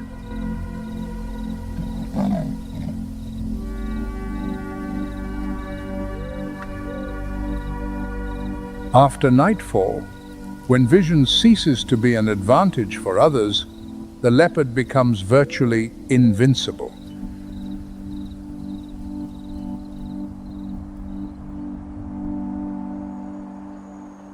Yet, one species refuses to accept the role of prey, and it has turned the conflict with the leopard into an arms race spanning millions of years.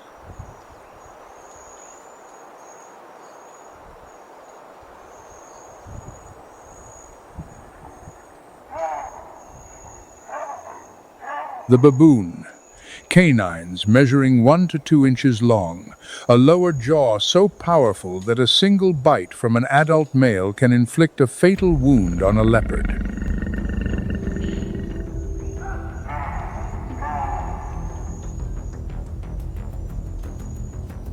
By day, baboons hold the upper hand.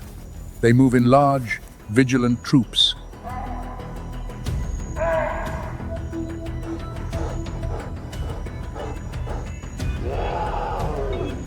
When a leopard is spotted, the males form a line, face the enemy head-on and charge.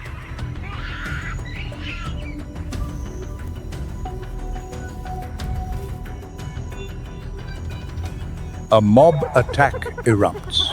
Rocks hurled, branches flung, teeth bared in a coordinated onslaught.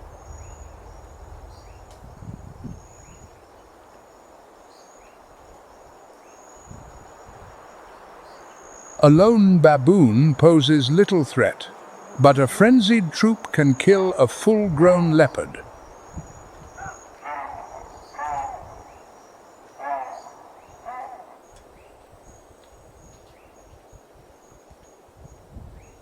And what proves more chilling still, baboons do not merely defend, they retaliate. Upon discovering a leopard's den, they seek out and kill the cubs, waging war against the next generation.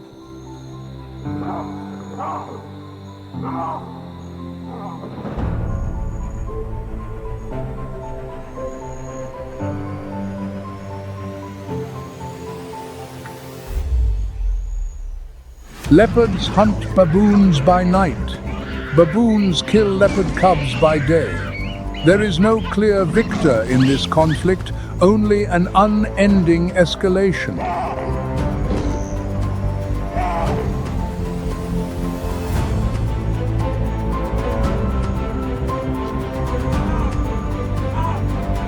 This is no simple predator-prey relationship. This is a shadow war where both sides serve simultaneously as hunter and hunted.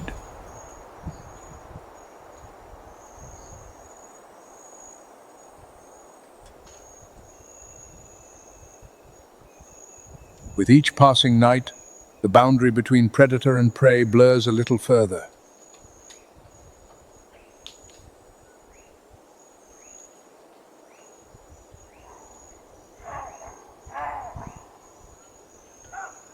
But the greatest battle still lies ahead, and this time, the apex predator will pay with its very dignity.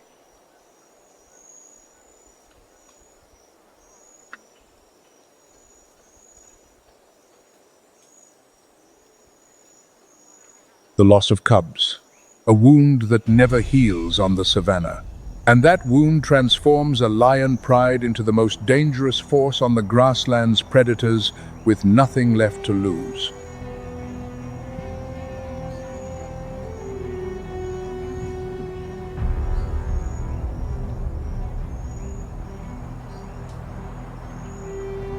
The entire pride assembles. 6 females, 2 males. For the first time this season, the full pride marches to war. The target is neither antelope nor zebra. The target is Cape buffalo.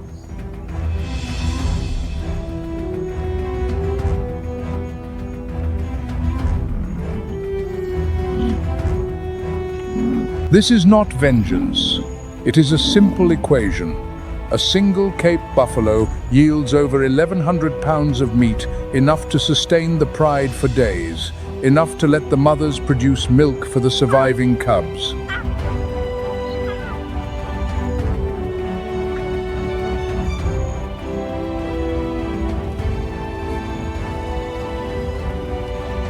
The lions select their target, a lone bull, separated from the herd.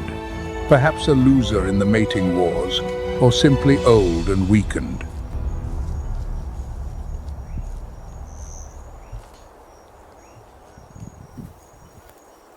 Whatever the cause, it stands alone, a fatal error on the savanna.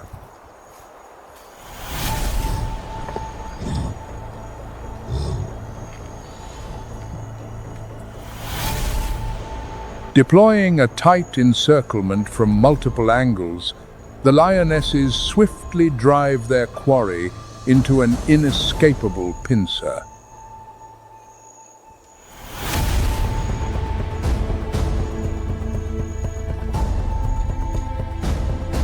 With no avenue of escape under the pride's relentless assault, the massive frame finally buckles and crashes to the earth.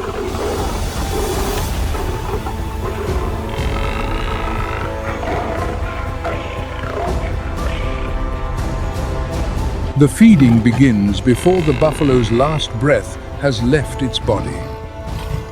On the savanna, there are no ceremonies for the vanquished.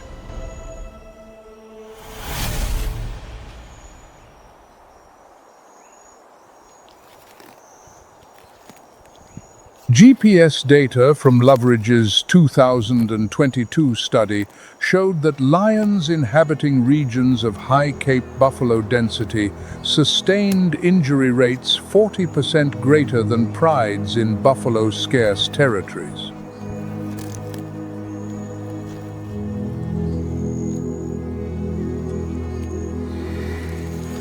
Every buffalo hunt is a gamble, the reward immense. But the price may be shattered bones, crushed ribs, or death.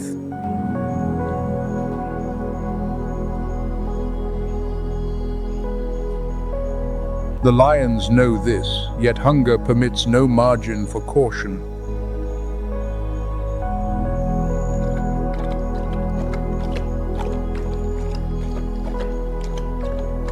Blood soaks into the soil.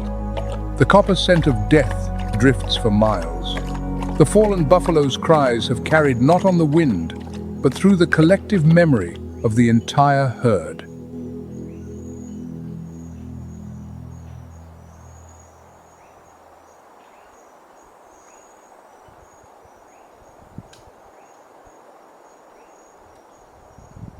As darkness falls, the red dust of the pursuit slowly settles.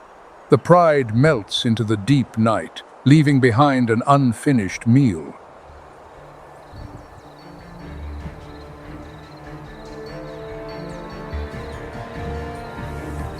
No victory roar, no mane thrust proudly into the wind. Only hunters departing in silence, carrying a little less arrogance than they had at dawn.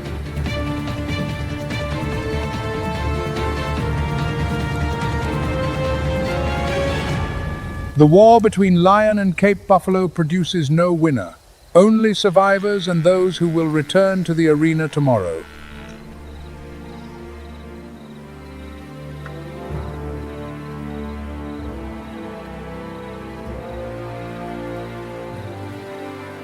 Lion or buffalo which truly commands the savanna?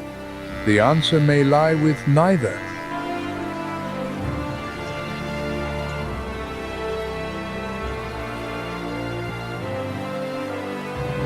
For across this vast grassland, there exists a power that transcends every battle. It has no fangs. It has no claws.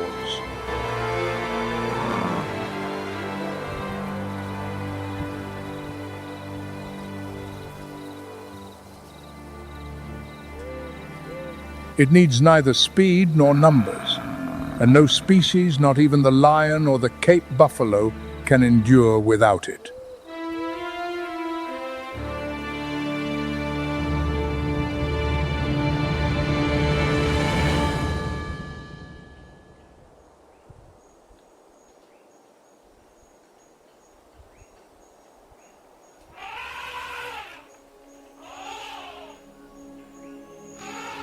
Nearly 7 tons, 13 feet at the shoulder, ears broad as sails, fanning ceaselessly to shed heat beneath the midday sun.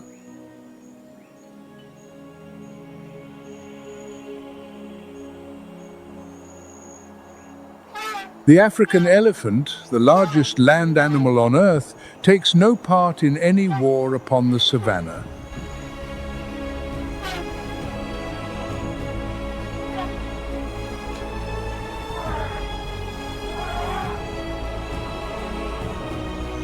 It has no need to, for it is the architect of the stage upon which every battle unfolds.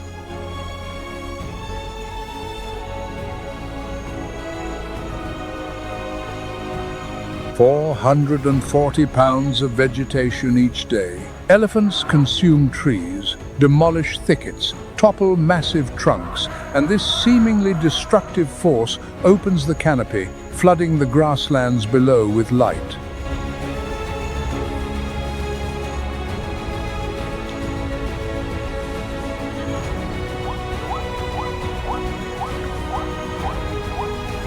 Grass flourishes, zebras arrive, Cape buffalo follow, and where prey gathers, lions come. The food chain begins with an elephant, felling a tree.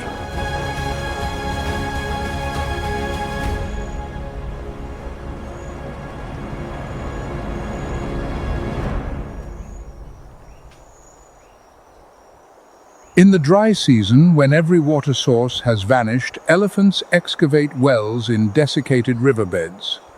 4 feet scrape the earth. Trunks draw groundwater from deep below the surface.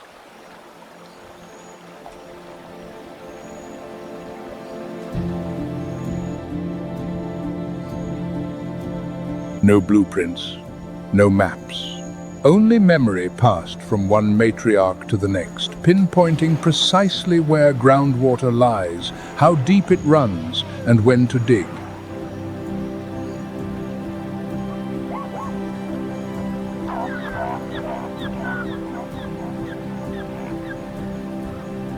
Those wells sustain more than 20 other species. Zebras drink from elephant wells, antelope drink from elephant wells, even hyenas and leopards drink from elephant wells.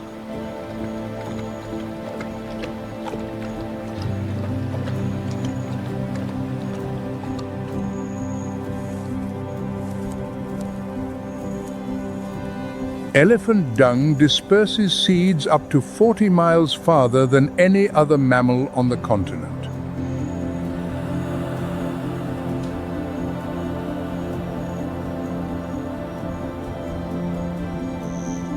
"50% of those seeds travel more than a mile and a half, ensuring forests and grasslands regenerate without end."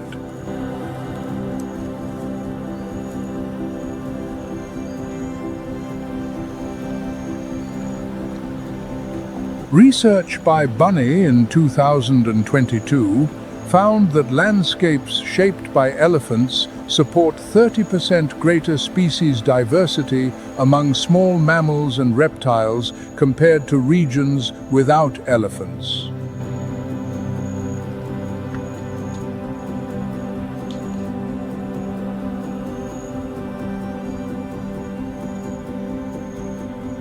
The matriarch carries within her memory a map of water, migration corridors, and recollections of droughts spanning decades past.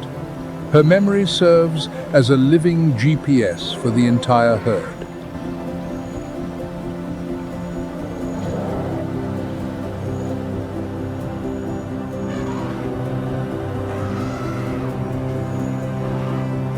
They communicate through infrasound frequencies too low for human ears, yet these signals travel more than 6 miles through the ground.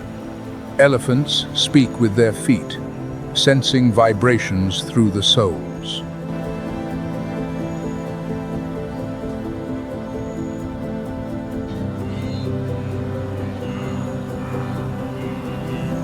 A 2026 study by Gijman and Palmer, published in Science, revealed a staggering truth. Remove elephants from an ecosystem and dung beetle populations collapse by 67%.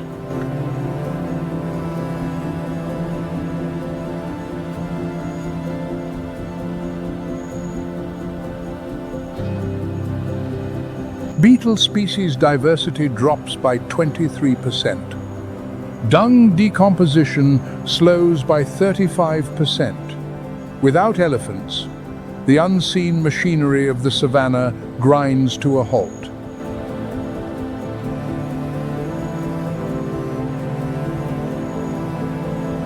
Elephants do not merely inhabit the savanna, they create it.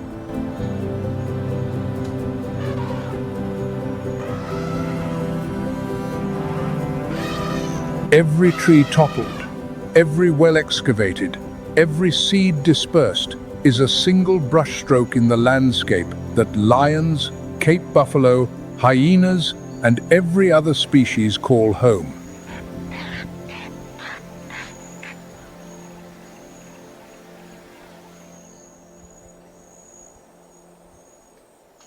Above every conflict stands a keeper of the stage. And should that stage collapse, every performer, predator and prey alike, vanishes with it.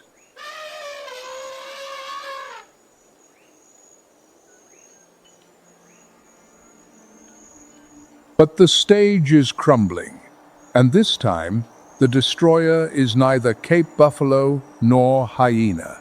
It is humanity.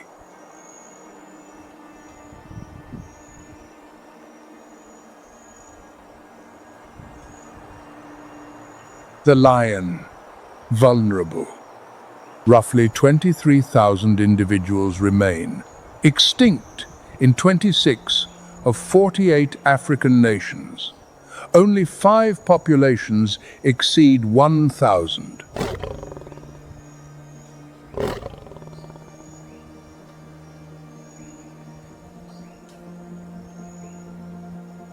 The African elephant endangered since 2021. Approximately 415,000 individuals. Ivory poaching and habitat destruction drive this colossus closer to the edge with every passing year.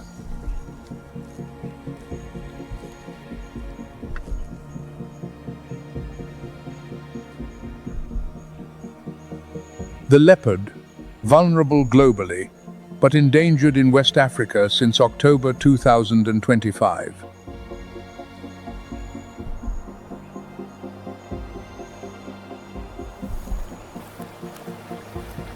A mere 354 mature individuals survive in the western reaches of the continent. 86 to 95% of their historic range has been lost.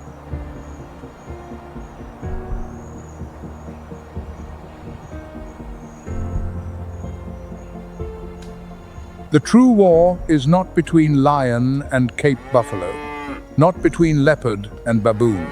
The true war is waged between nature and the silent disappearance measured only in numbers.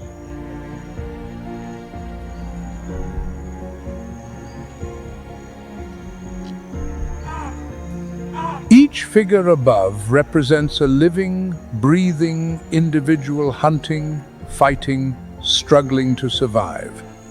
And each year, those numbers grow smaller.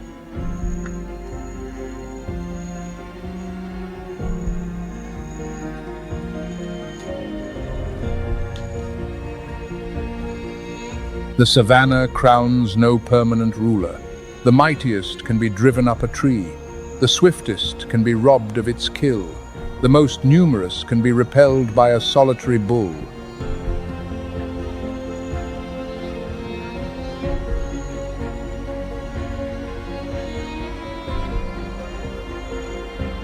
Yet one force without fangs, without claws, without horns is quietly rewriting every rule. And if that force does not relent, there will be no savanna left to fight over.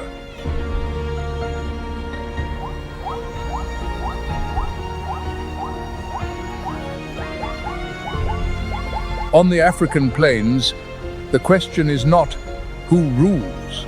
The true question is how much time remains.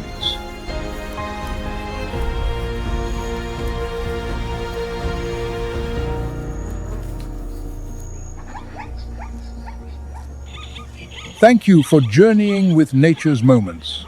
The natural world holds countless stories still waiting to be told. We look forward to seeing you on the next adventure.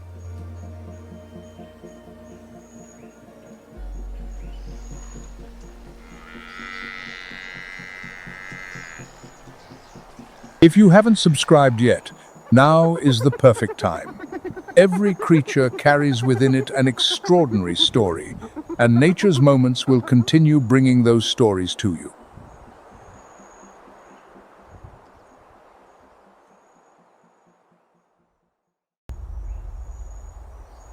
The 5th month of the dry season.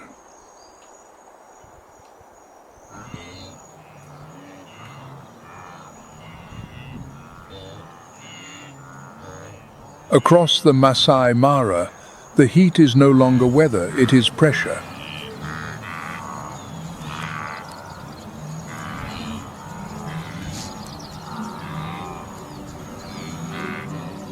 A physical force bearing down on every living thing, wringing out every last drop of moisture, closing the gap between today and the final day.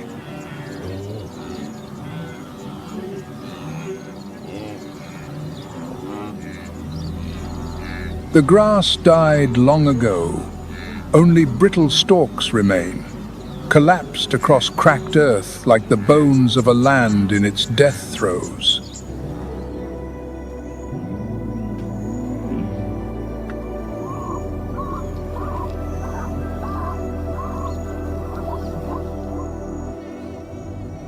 And in the middle of all this, a pride of lions lies beneath the sole remaining acacia within a 2-kilometer radius.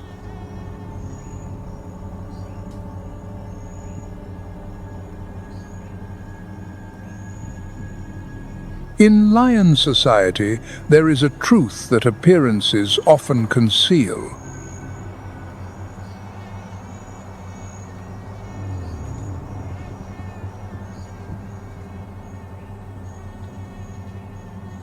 The male with his thick mane, massive frame, and a roar that carries 5 miles is the symbol of the pride.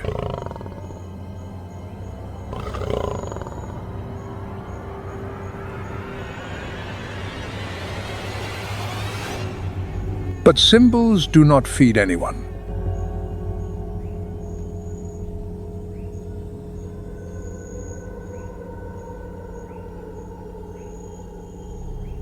"90% of a lion pride's food comes from the females.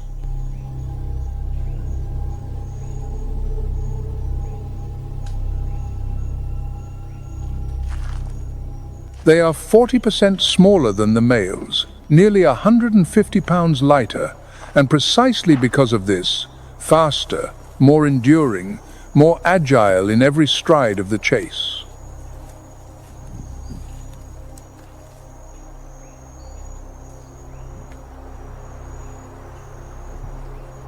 While the male defends territory and repels intruders, it is the females who keep the heart of the pride beating.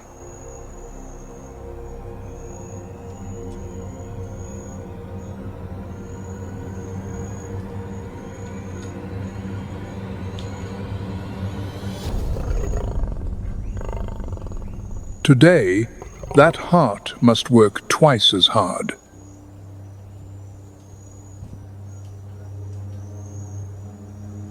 The largest lioness in the pride, an old scar running the length of her muzzle from a hunt years ago, rises as the sun begins to angle westward.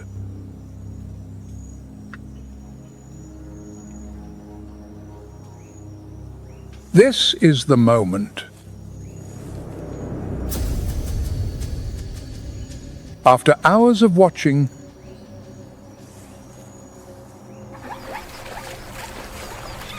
the zebra herd has finally begun moving toward the eastern waterhole.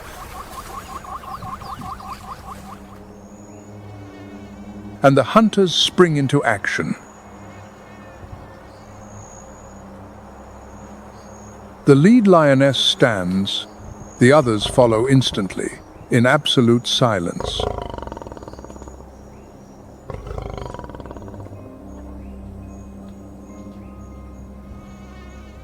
Lionesses do not hunt with individual strength.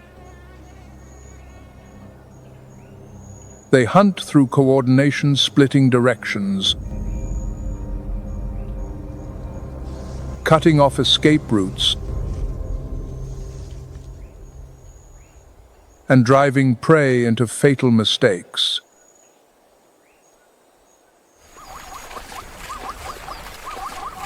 The zebra herd is still drinking when tawny shapes begin to separate through the grass.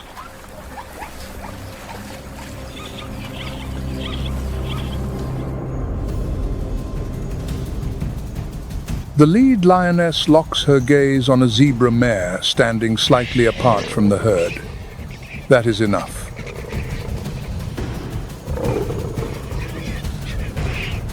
The lead female explodes into a sprint.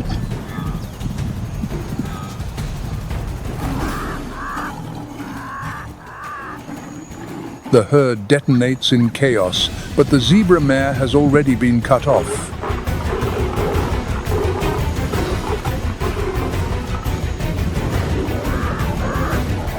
She runs straight, and the lead lioness is already waiting ahead.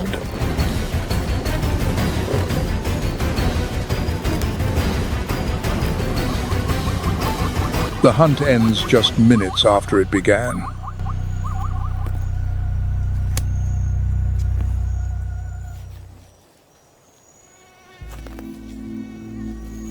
Feeding order within a lion pride is never random. It is a social system enforced through strength and seniority.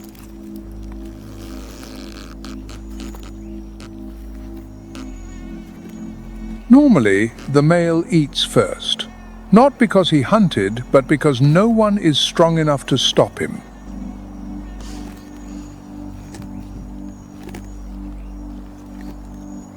But today, the male cannot arrive in time.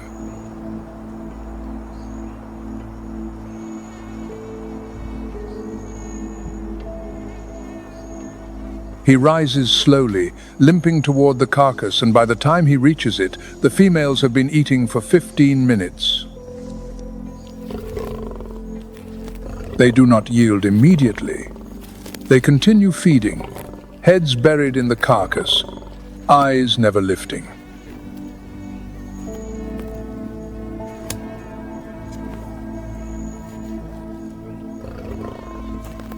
This is a rare sight.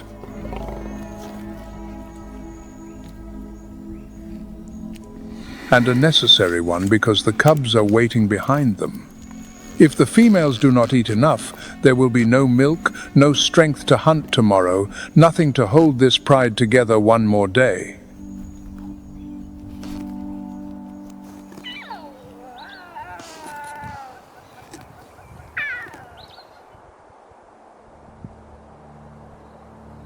Night falls swiftly on the Savanna.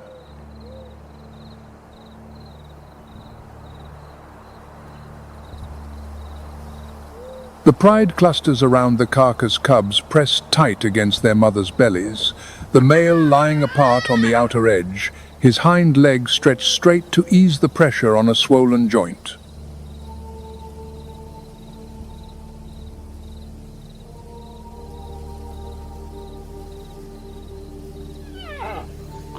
And with the darkness, a cackling cry begins rising from the east.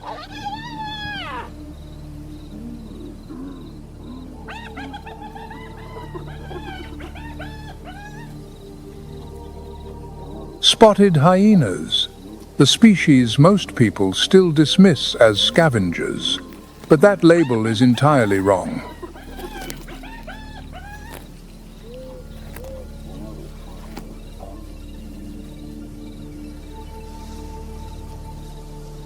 Spotted hyenas are hunters, and not ordinary ones.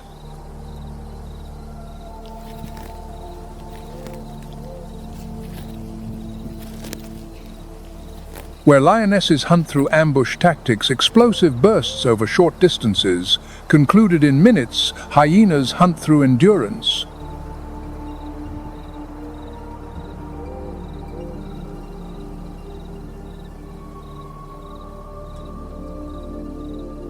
They do not need to be faster than prey. They only need to last longer.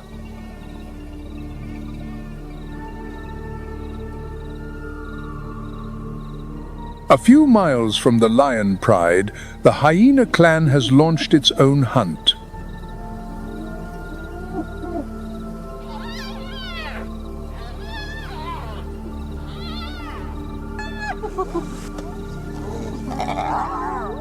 Hyenas do not ambush. They charge straight out into the open and begin a long-distance pursuit.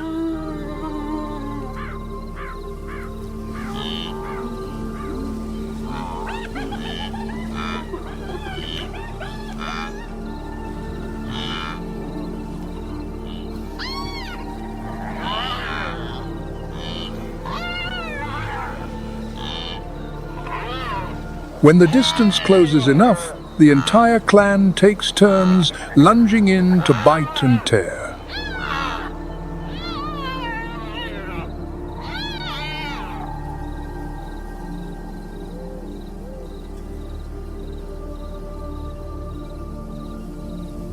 Two styles of hunting, two entirely different philosophies, but the same result.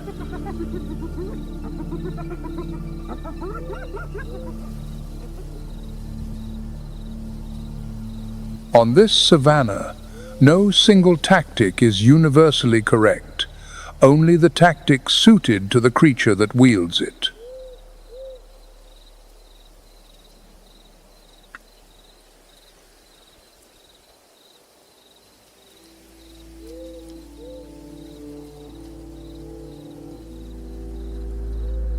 Dawn rises over the Masai Mara.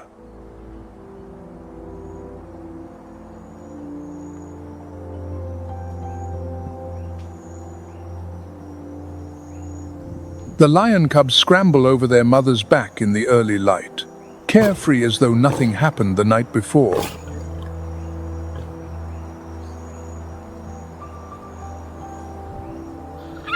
And the lead female, the old scar on her muzzle, catching the morning sun, has already risen, gazing toward the horizon.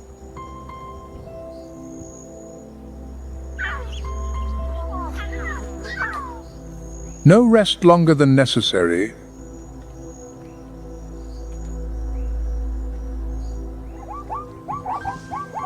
Because the zebra herd is moving again.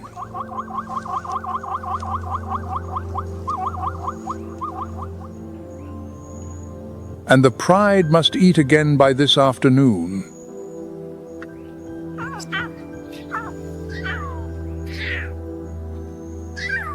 On this savanna, no one is permitted to be merely a symbol. Everyone must work.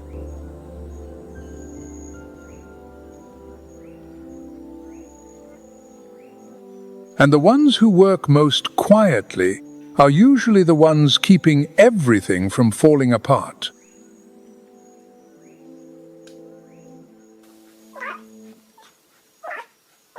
That is the law of the savanna.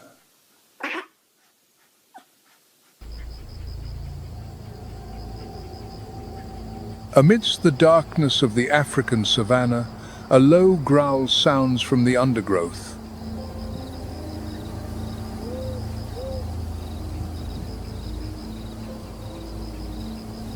Not a lion, not a leopard.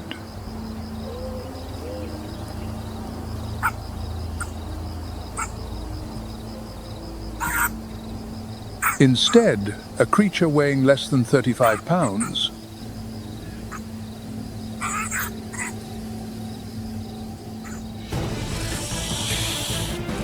A honey badger caught in the crushing coils of a rock python 3 times its length.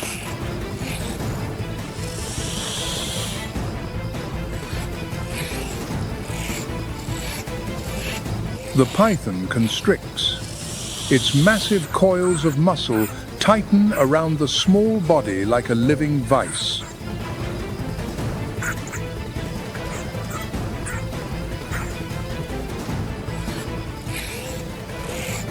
Using the 6 millimeters of thick, loose skin around its neck, it turns inside the python's grip, grinds its teeth on the reptile's scales, and tears until its enemy relents.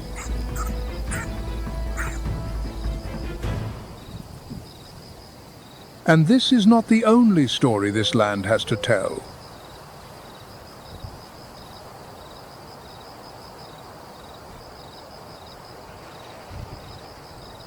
Welcome to Nature's Moments, where we explore the most extraordinary stories of the natural world.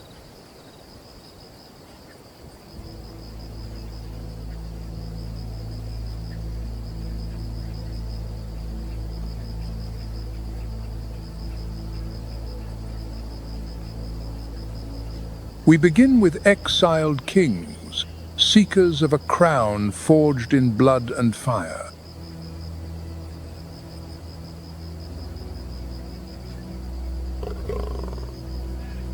On the southern edge of the Serengeti, where red basaltic earth cracks into deep fissures and the horizon burns under the African sun, 3 shadows move across the land.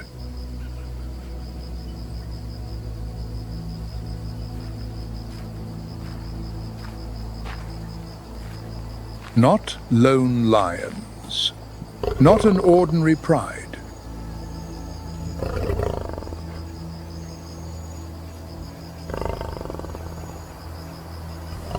but a coalition forged in adversity, bound by an unspoken oath.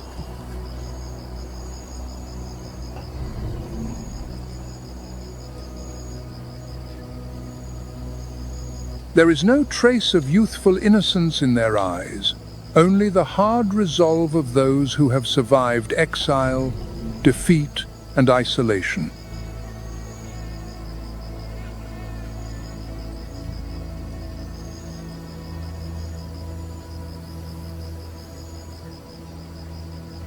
One leads, his black mane a battle flag, carrying the fury of one who seeks to reclaim what was stolen.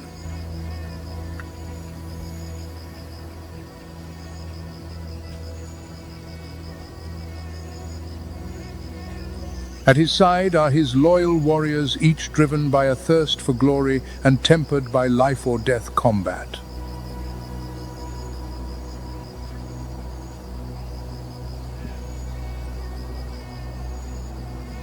Researchers estimate the reign of a male lion coalition typically lasts just 2 to 4 years before a younger, stronger group arrives to overthrow them.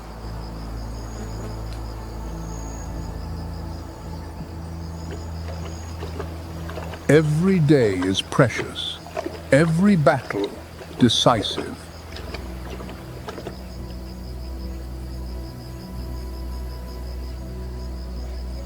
Together, they move like a tide of gold and fire, their paws leaving deep impressions in the dry earth.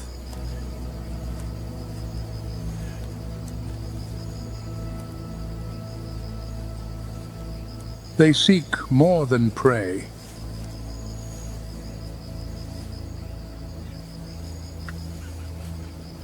They seek a kingdom.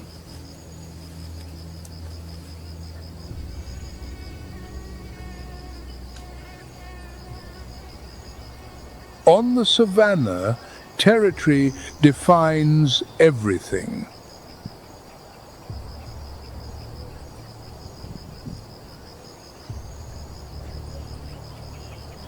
No land, no pride, no legacy.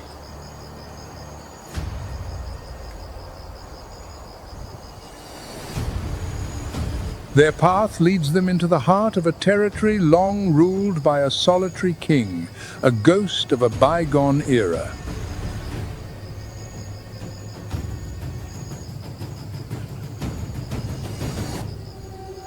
Here, it is not speed that rules, but history and ancient ownership defended by instinct.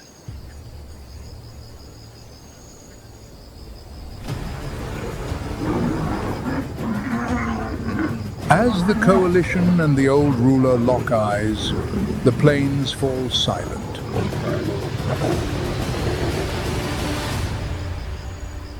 No words are needed.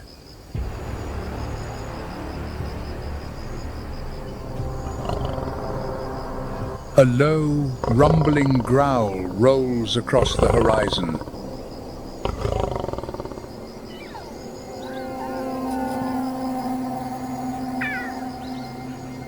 A challenge rings out, shattering the air like a thunderclap.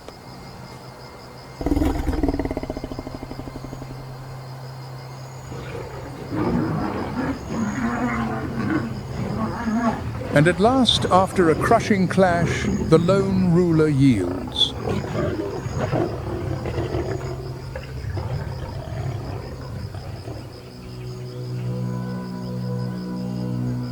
His reign is over.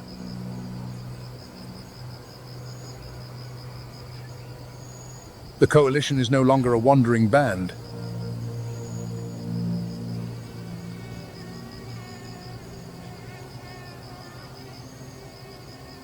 They are the rightful kings of this harsh corner of the Serengeti.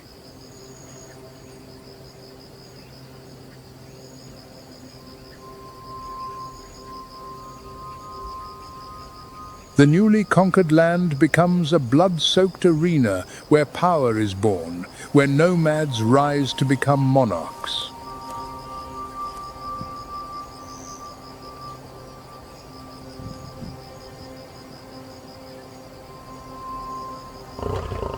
With their victory secured, the lionesses enter estrus.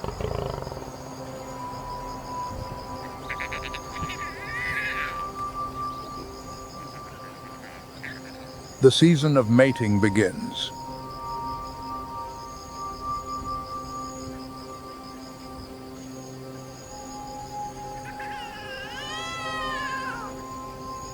Cubs soon follow their tiny voices, echoing the birth of a dynasty forged in conflict.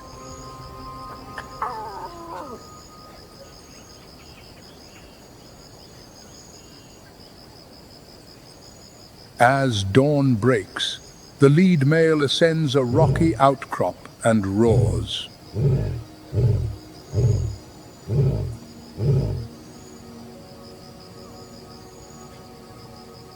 The call carries for miles, summoning the lionesses and young males for their first coordinated hunt.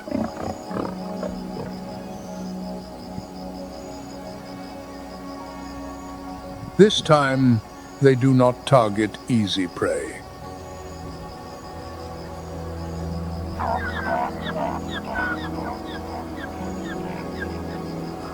No zebra, no antelope.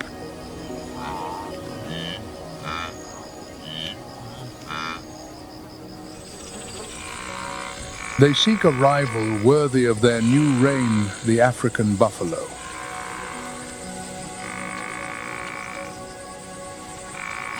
The buffalo is no ordinary quarry.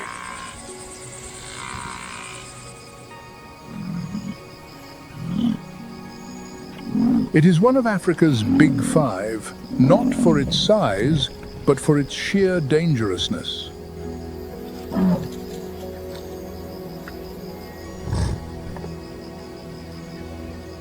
It is known as the Widowmaker or the Black Death for its long memory and a fury that never fades.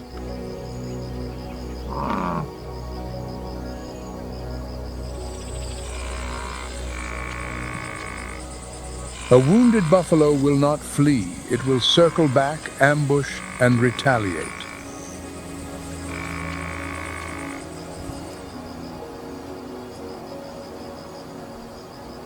Nearly 2,000 pounds of muscle, armed with deadly curved horns that grow from a thick, nearly impenetrable shield of bone on its forehead.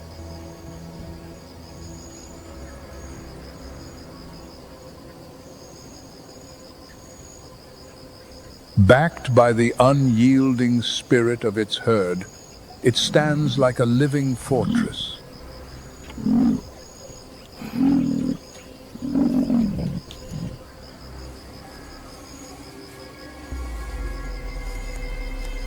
A herd of buffalo will not hesitate to charge a pride of lions to rescue one of their own.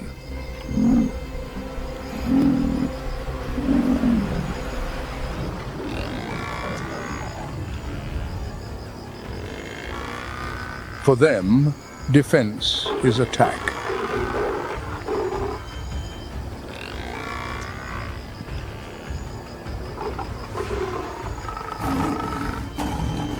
But for these lion warriors, that challenge is precisely what makes the hunt worthwhile.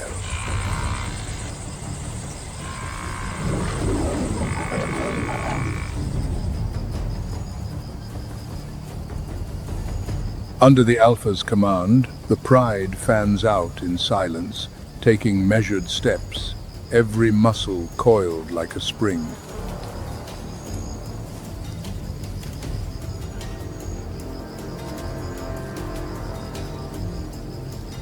From yards away, a roar shatters the stillness.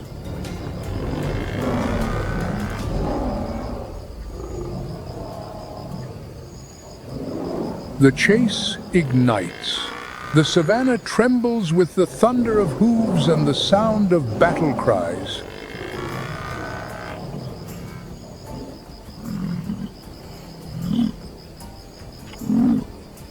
The savage feast that follows is more than a meal.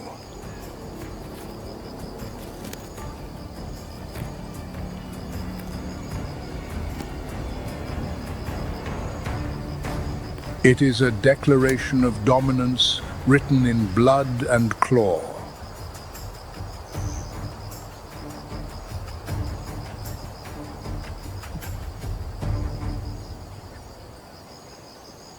But ambition does not stop here.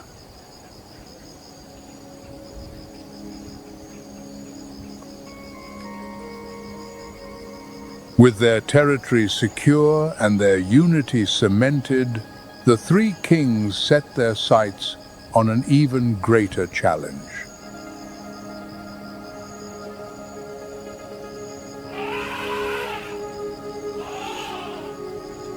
The African elephant, an icon of ancient strength and wisdom.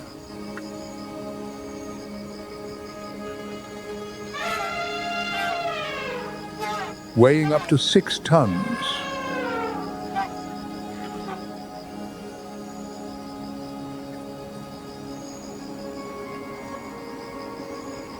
A mountain of flesh and bone, moving with the gravity of time itself.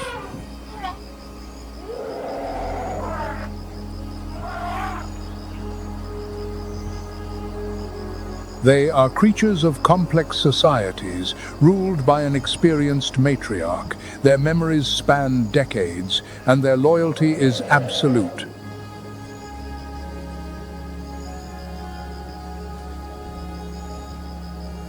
To attack an adult is suicide.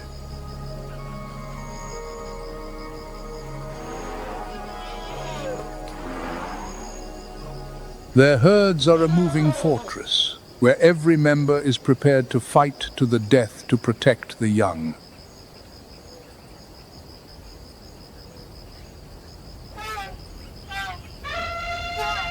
Hidden in the tall grass, the pride waits. They are not seeking a direct confrontation. They are seeking a moment of vulnerability.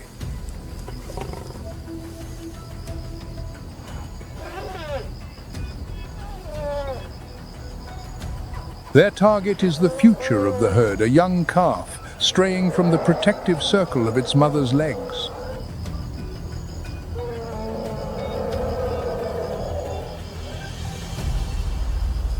The attack is a symphony of calculated chaos.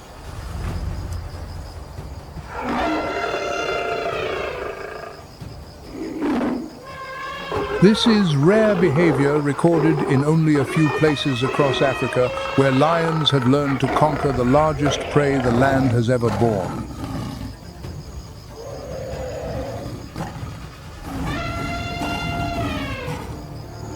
The Savanna bears witness to a display of audacity and brutal tactics.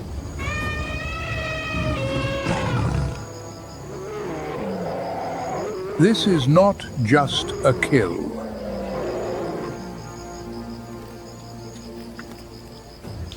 It is a statement that in this coalition forged by blood, no prey is beyond reach.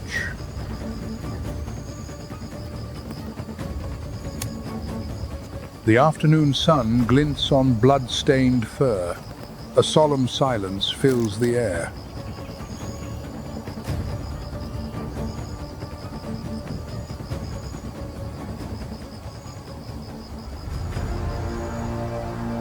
The power of a kingly coalition is undeniable, a force built on domination and supremacy.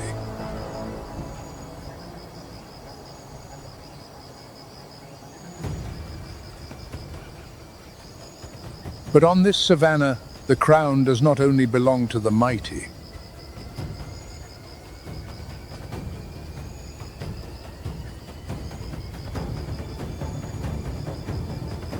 There is another kind of power, quieter, yet no less devastating, defined by an unbreakable vow of unity.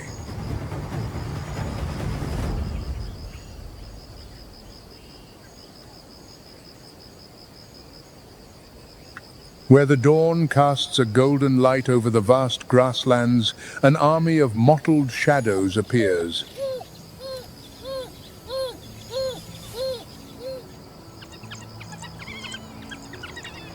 These are African wild dogs.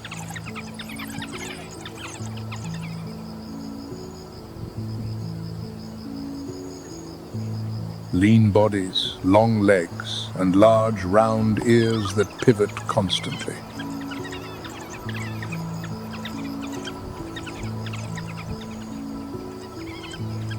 They do not have the brute strength of a lion.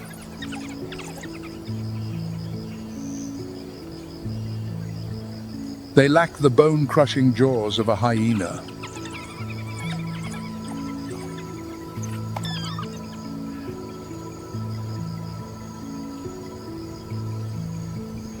But they possess a far more formidable weapon, absolute unity.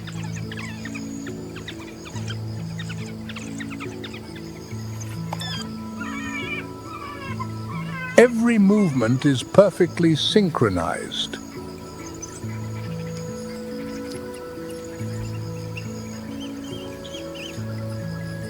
A glance is enough. A flick of the tail sends a clear message.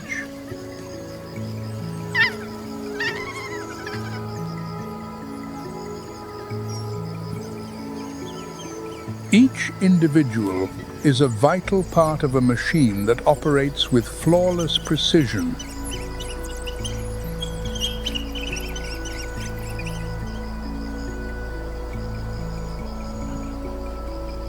Only about 6,600 wild dogs remain on the continent, of which only around 1,400 are mature adults.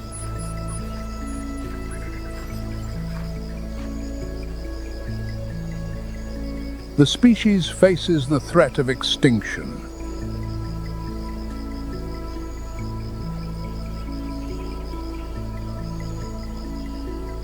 But the numbers do not tell the whole story.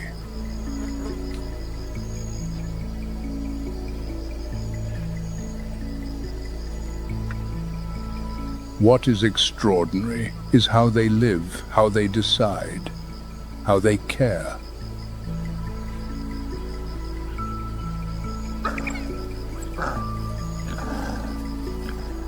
Before each hunt, the pack engages in a peculiar ritual. They sneeze.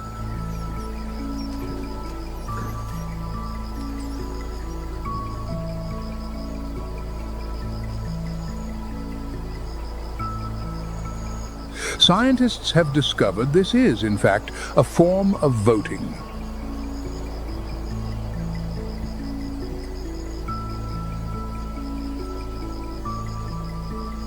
The number of sneezes determines whether the pack will set out to hunt.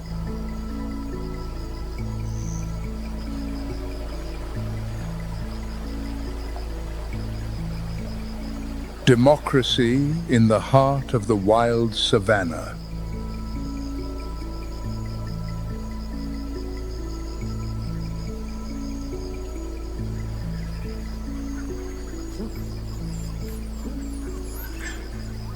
When the pack decides to act, everything changes in an instant.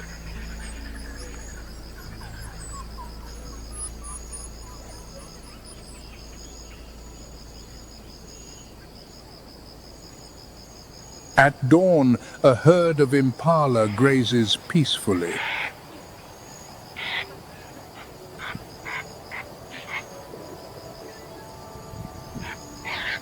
A gentle breeze carries a scent that only the wild dogs truly understand, the scent of opportunity.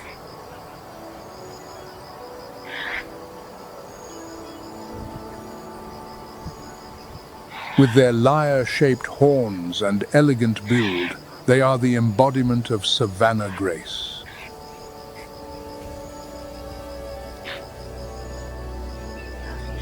But that beauty conceals an immutable truth.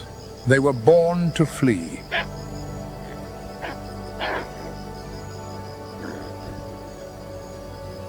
Every muscle is a coiled spring, every ear a living radar, scanning for the unseen danger on the wind.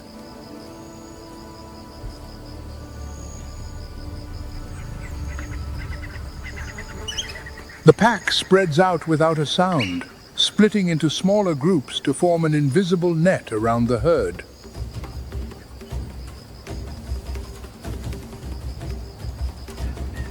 No growls, no premature charges, just pure calculation.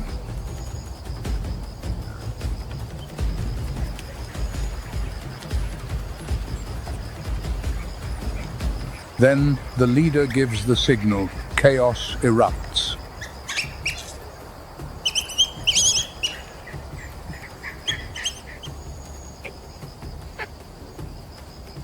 The pack surges forward in a storm of speed and determination.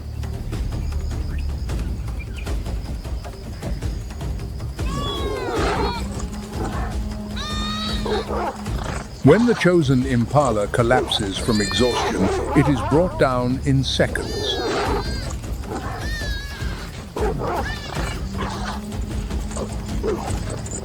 The meal is shared amidst growls and quick bites.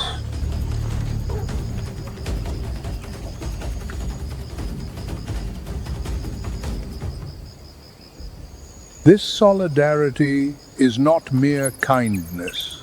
It is a survival technique, honed over millions of years of evolution.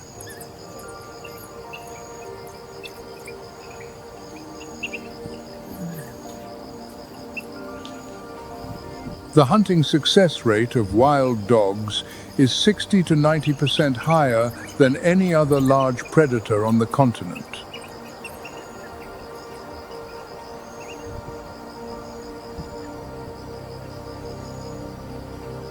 Not through individual strength, but through the seamless coordination of every member.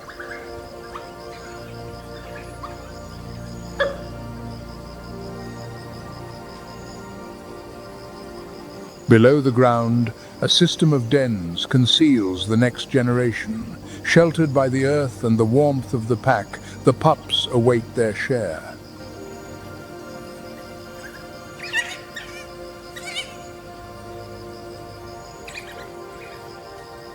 Their sharp yelps call the adults to return with fresh meat and regurgitate it for them.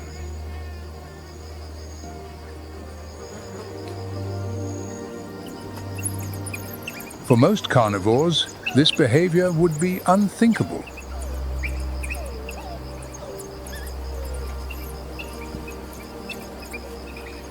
Here, it is law. No one is left behind. The future of the pack belongs to all.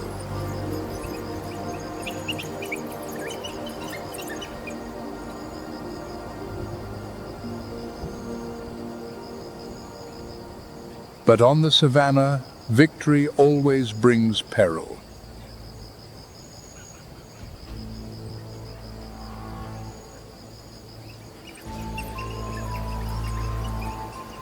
As the pack feeds, the scent of blood carries to a giant.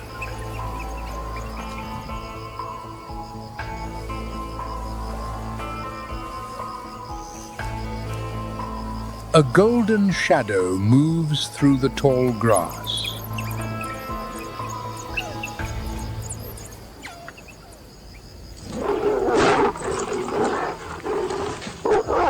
The pack surrounds the intruder, barking, nipping, harassing from all sides.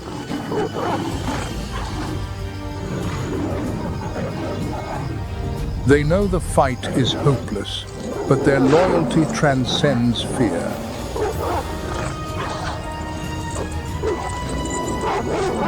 The savannah offers no time for funerals.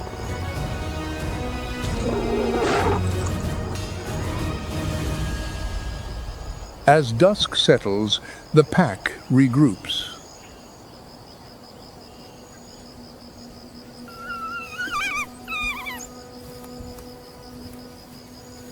They move through the dry grass not as scattered survivors, but as a single body.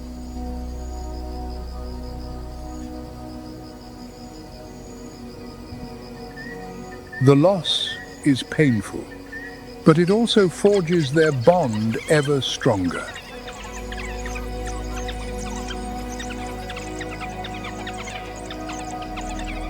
In the memory of every pup, every adult, the lesson remains: the pack survives only when it stands together.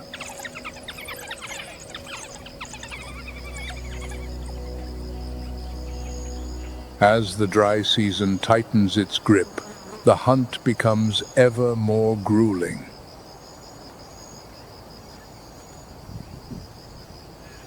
The sun bakes the earth, waterholes vanish.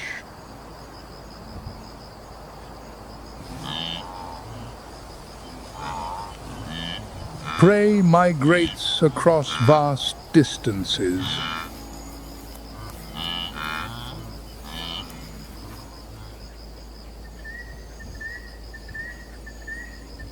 The dogs cover tens of miles each day, crossing cracked plains and dry riverbeds.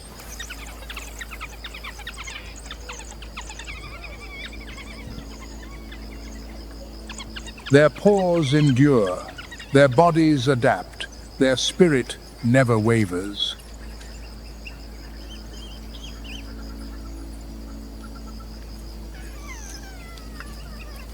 Even when faced with invisible threats, rabies or distemper, epidemics that can wipe out an entire pack, the dogs respond in the only way they know how, together.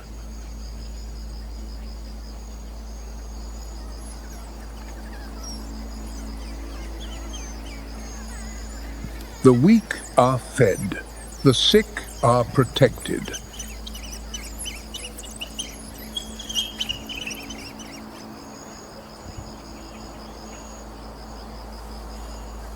Though death claims some, the lesson endures. The pack is the embodiment of resilience, standing firm against the impossible.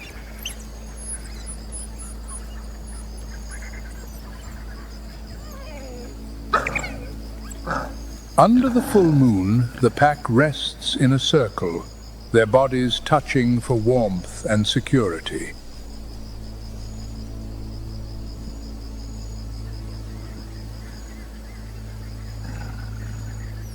Their breathing synchronizes as if they share a single heartbeat.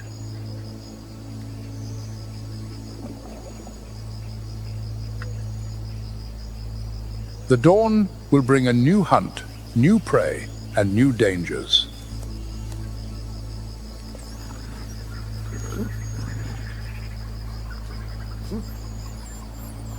But with each passing day, each step taken side by side, the truth of their power becomes ever clearer.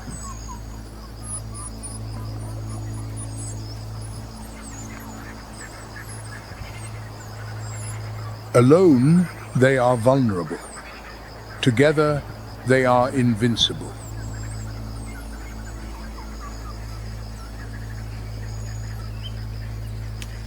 African wild dogs are more than just hunters. They are the living embodiment of the power of unity.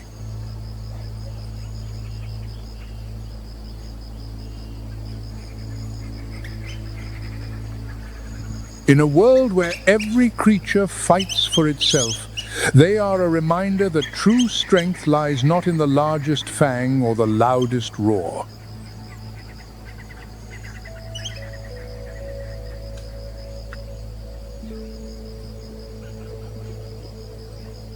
It lies in the ability to move as one, to endure as a single force.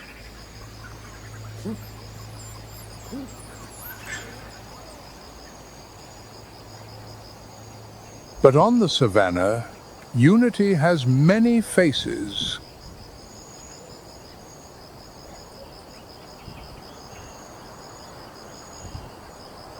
And there is another species more profoundly misunderstood than any other that also possesses incredible collective power.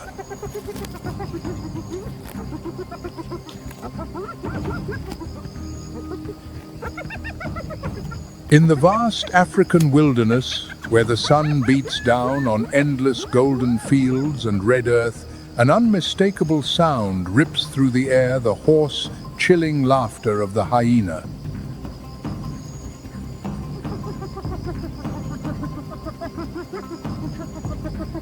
It is a voice that mirrors the harshest realities of life on the plains.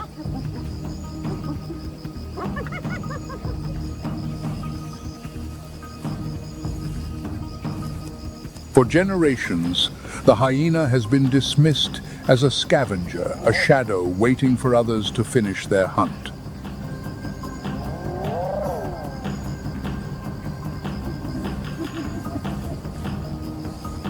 But that belief is far from the truth.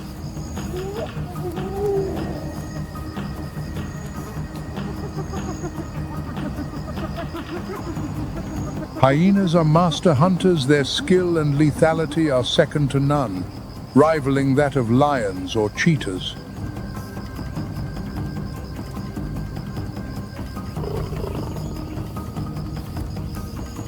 They do not move with the grace of the great cats, nor do they possess the explosive speed of the cheetah.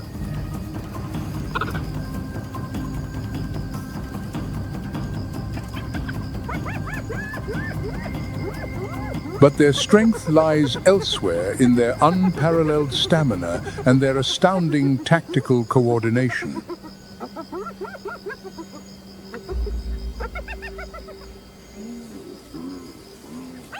A mature spotted hyena can weigh up to 190 pounds.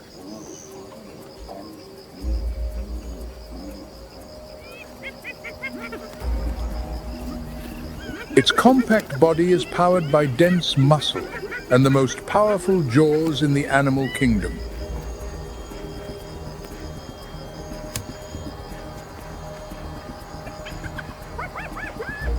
With a bite force exceeding 1,100 psi, equivalent to 4,500 newtons, a hyena's jaws can crush the toughest bones that no other predator can touch.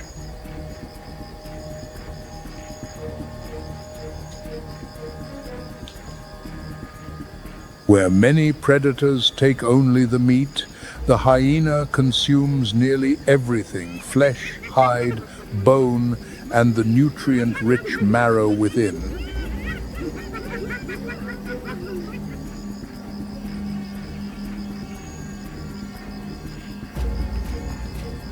But their true dominance comes not from the individual, but from the clan.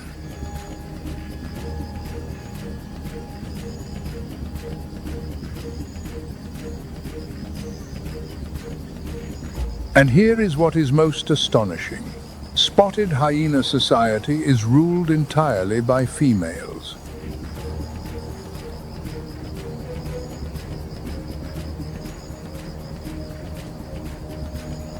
This is one of the very few large mammal species where the female holds absolute power.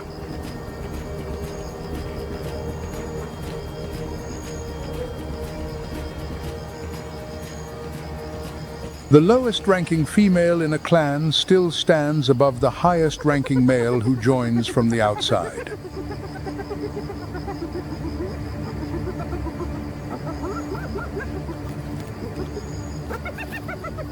Clans range from 10 to 80 members, operating with the coordinated precision of a military unit.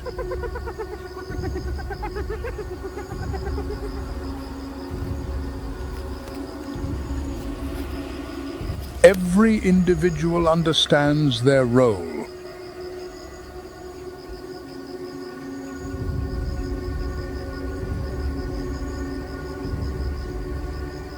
The savanna becomes a battlefield, and the hyenas are master strategists.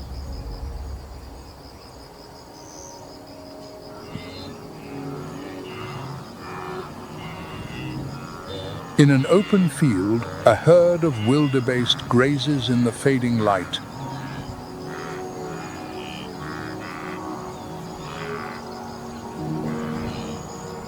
The peace seems secure.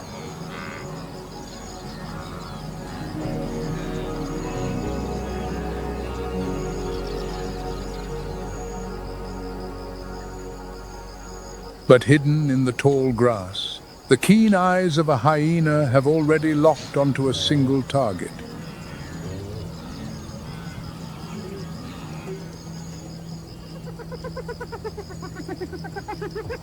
The clan has made its decision.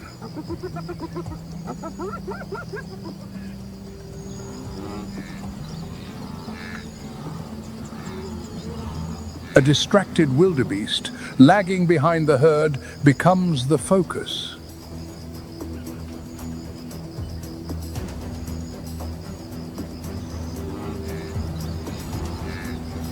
No growls, no premature charges, just silent, careful movements as the hyenas spread out to form a closing circle.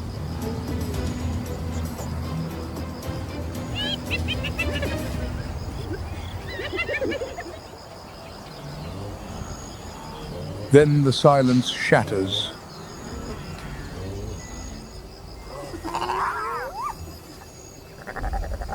A lead hyena rushes forward, forcing the wildebeest to run directly into the path of the waiting ambush.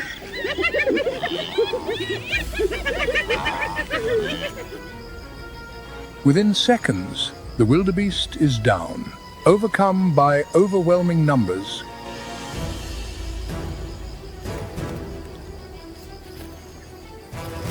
Jaws tear through hide and bone. The feast begins.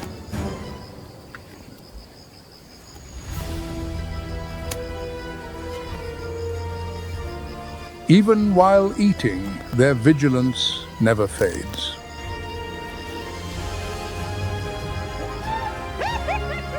Ears pivot constantly. Eyes scan the horizon.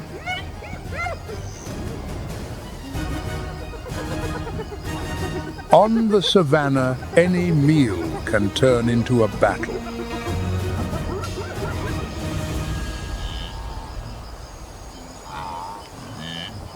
As the dry season yields, the first rains sweep across the cracked earth.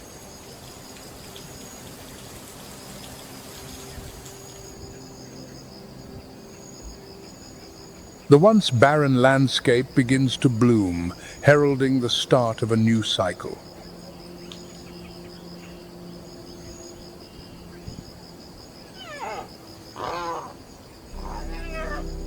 Among the dew-covered bushes, the clan has chosen a high, secluded den.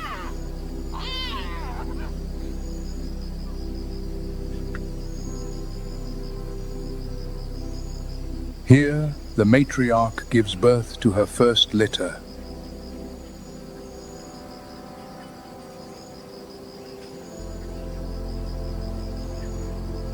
She is no longer a nomad. Now, she is a mother.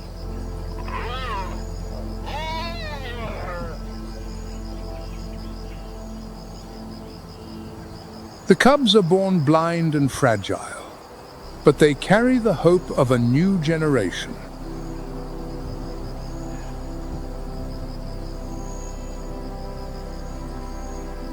Their dark fur and piercing cries mark a new chapter for the clan.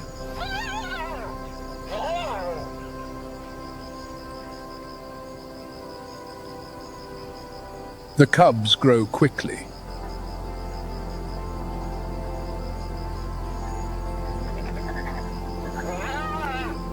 Unsteady legs soon carry them into bold, playful steps, nipping, chasing, wrestling, rehearsing for the battles that await them in adulthood.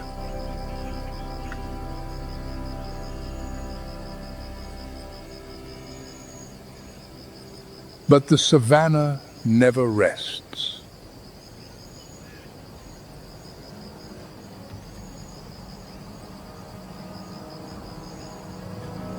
Taking advantage of the clan's dispersal after a hunt, a massive figure looms.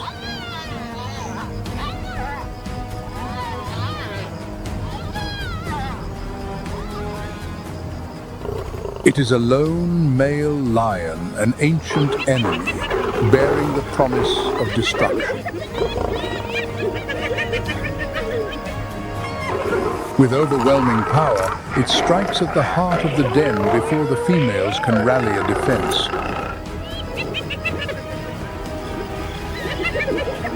In the wild, eliminating a rival's next generation is a brutal survival tactic.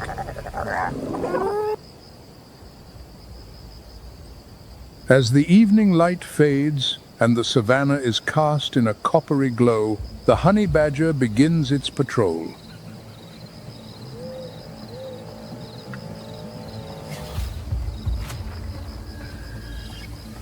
The darkness is its shield, the silence, its greatest ally.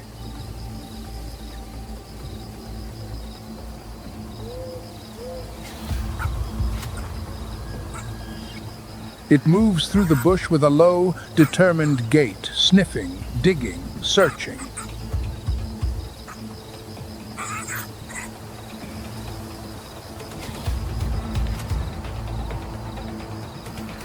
At a glance, its appearance is unimpressive. A body barely 3 feet long, weighing between 20 and 35 pounds.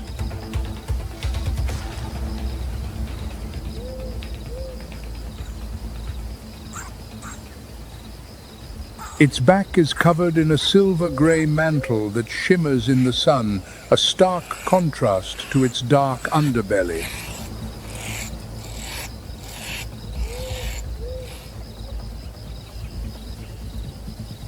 But beneath this modest exterior lies a formidable arsenal, a fighting machine honed by millions of years of evolution.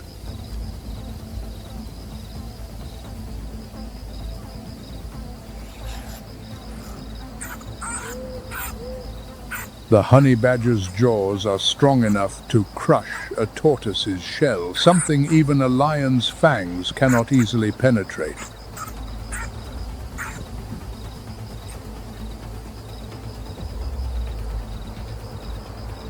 Its claws are curved and sharp, nearly 2 inches long, shaped for a single purpose: to dig, to tear, and to fight.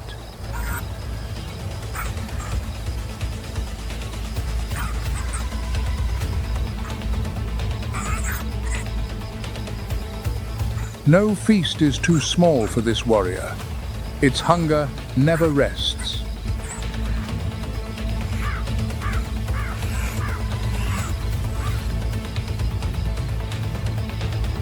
As the honey badger retreats to its subterranean fortress, the savanna reveals another stage where power is measured not in tenacity, but in flashes of pure muscle.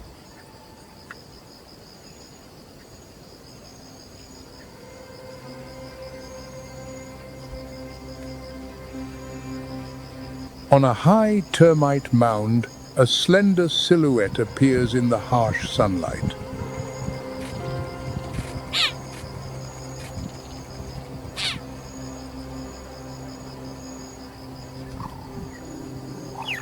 This is the cheetah, the embodiment of speed, the fastest hunter on land.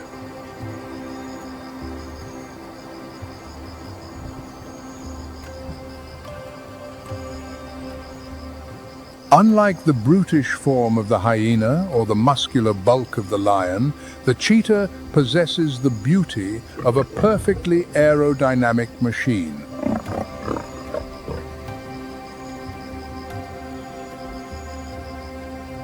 A slender body, a flexible spine like a steel spring, and black tear lines running from its eyes, a design of nature to reduce the glare of the African sun.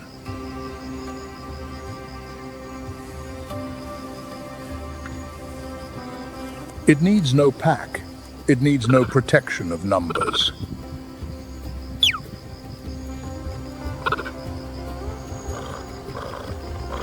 Its only weapon is a single, explosive moment where time itself seems to stand still.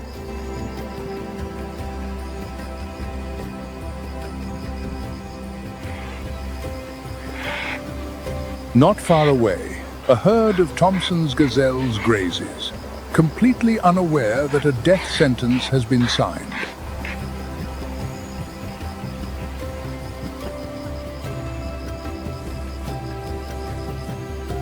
The cheetah begins its approach.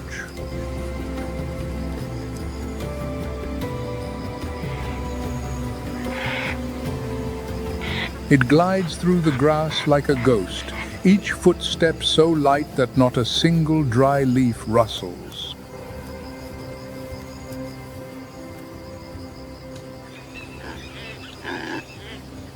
The distance closes.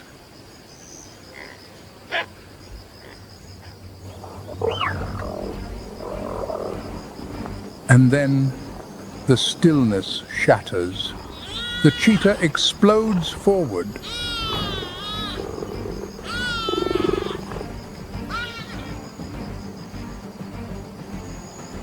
Each stride covers up to 23 feet, its non-retractable claws acting like running spikes, gripping the dry earth.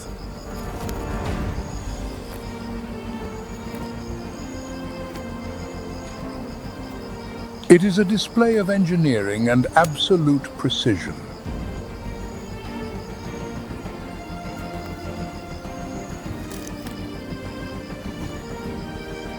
The Thompson's gazelle tumbles, and the cheetah's jaws lock onto its windpipe.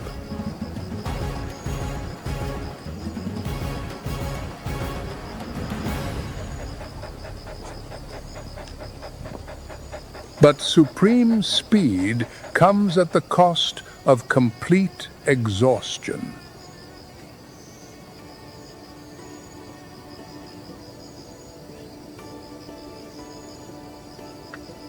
After the chase, the cheetah stands with a racing heart, its body burning like an overheated engine.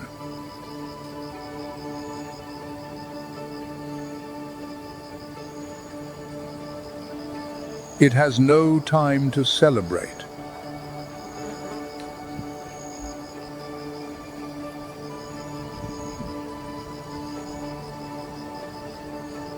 Its existence is a song both proud and tragic, a hunter with the power of lightning, yet one who must always live in fear of being robbed by those who are stronger.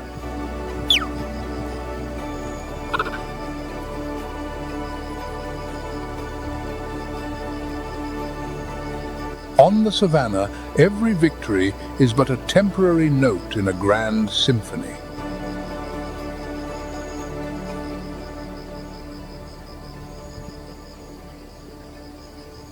The strength of the pack is undeniable.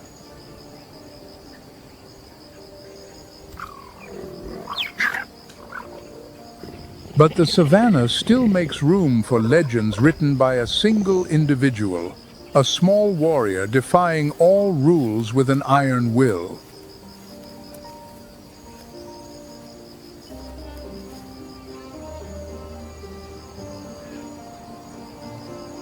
Sometimes, power is a shared heartbeat, an unspoken oath between many bodies with a single mind.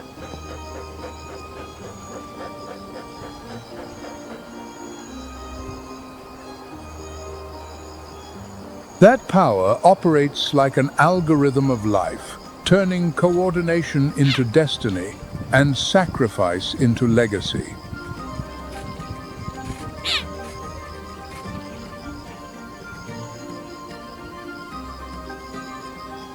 It is also an affirmation that no one is left behind, that the future of the species is protected by absolute solidarity.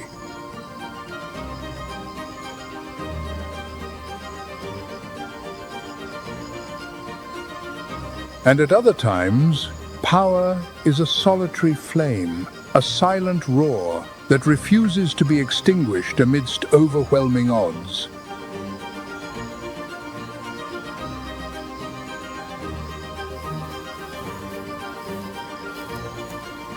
The embodiment of pure defiance, of courage measured in scars, not in size.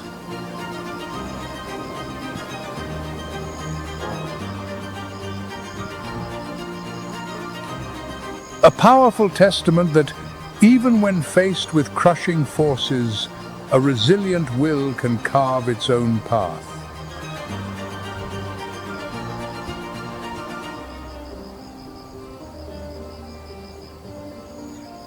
These are not opposing paths, but different melodies in the same great song of survival.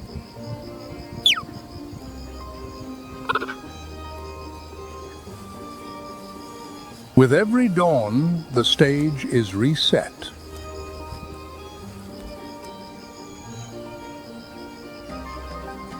With every dusk, the roles are exchanged.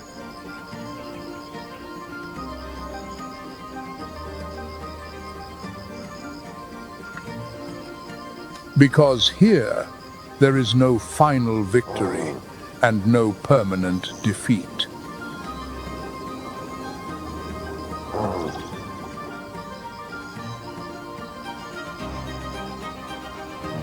There is only the endless rhythm of life, a symphony that never seeks applause and never pauses to mourn.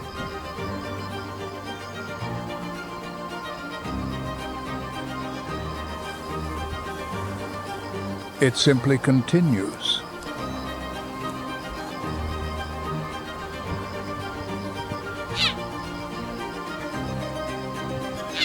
Thank you for joining us on Nature's Moments.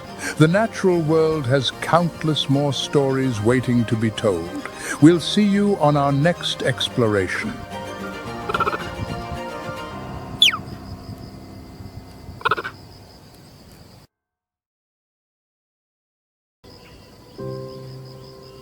This is Uganda.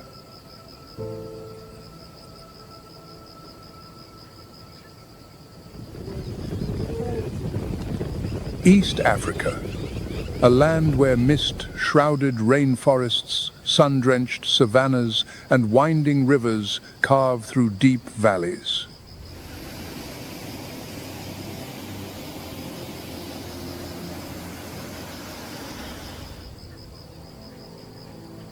Together, they form a stage where every creature plays an irreplaceable role in a drama of survival, millions of years in the making.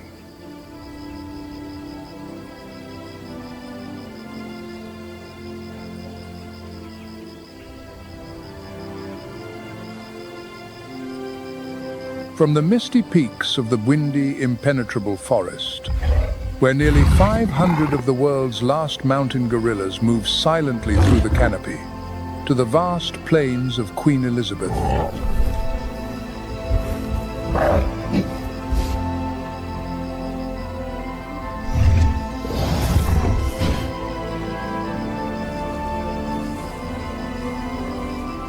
Elephant, buffalo, lion, antelope.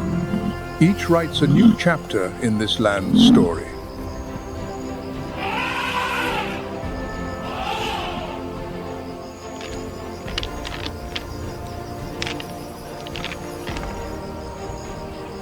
Every day, without pause.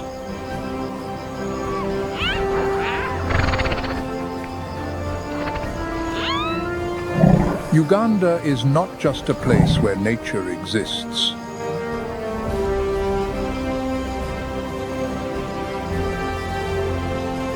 It is a place where nature tells its own story. In every roar, every wing beat, every footprint pressed into the mud.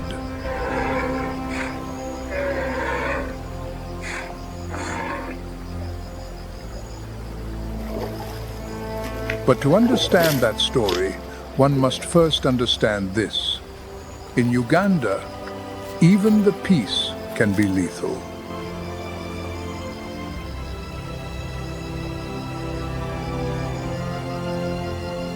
Welcome to Nature's Moment, where we explore the most profound mysteries of the natural world.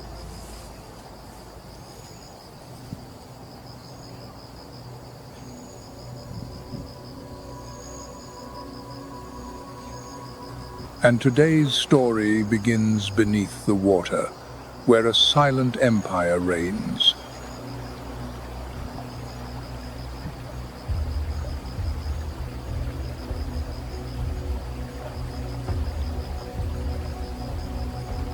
On the placid stretches of the White Nile and the Kazinga Channel, hundreds of pairs of eyes break the surface.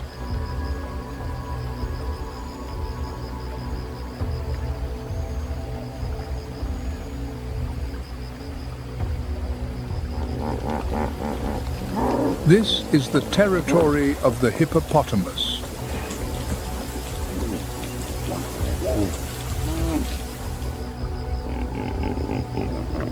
A creature whose colossal appearance conceals a deadly temperament.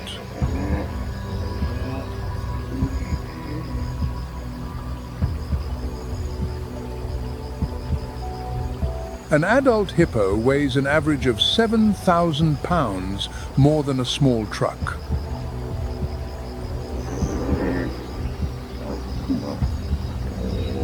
But that seemingly ponderous body hides astonishing agility.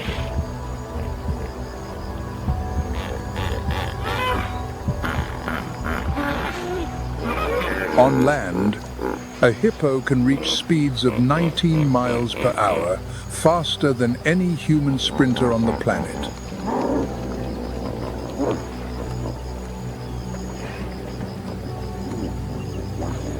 Underwater, it glides almost without a sound, leaving only the faintest ripple on the surface.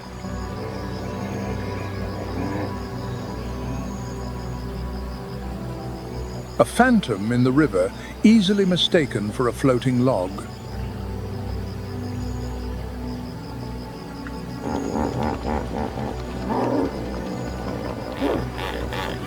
The hippo's jaw opens to nearly 150 degrees, the widest gape of any terrestrial mammal.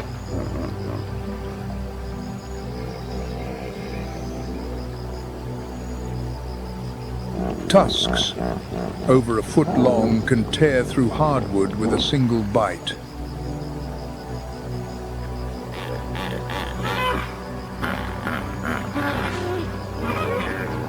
But its most fearsome power lies in its territoriality.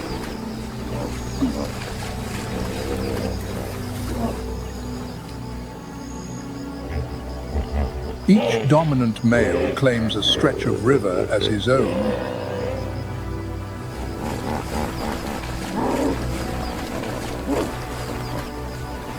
Any intruder, another hippo, a crocodile, or a human, can become the target of an instantaneous attack.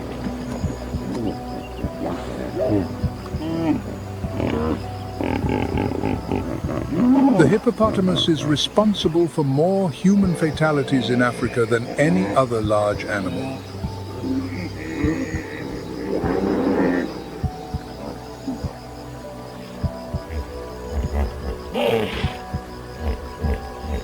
Its sluggish appearance is the most perfect camouflage evolution has ever devised.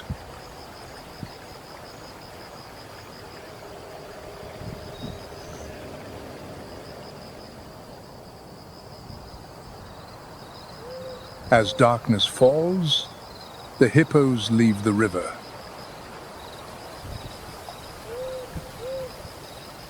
They climb the banks and lumber onto the grasslands to feed.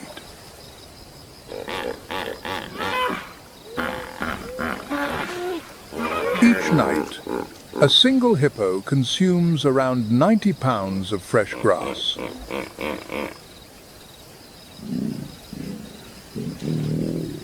This enormous demand forces them to travel for miles before dawn.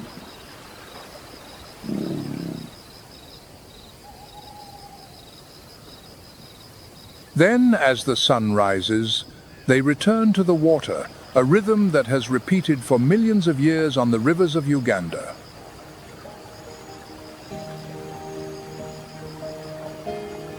Without deviation, without exception.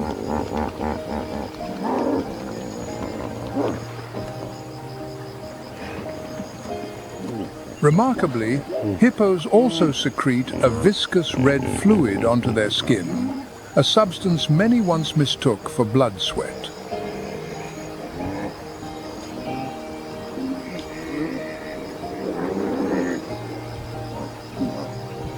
It is, in fact, a natural sunscreen, protecting their sensitive skin from ultraviolet rays and bacteria.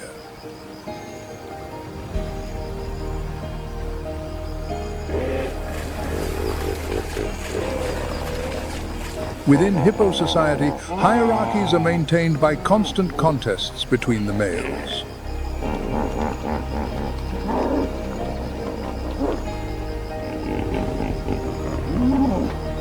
Their roars echo across the water.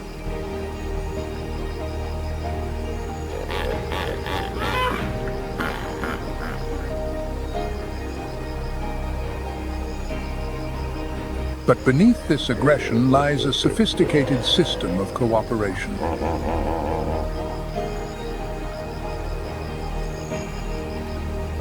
Every individual is protected. The best grazing is shared in an orderly fashion.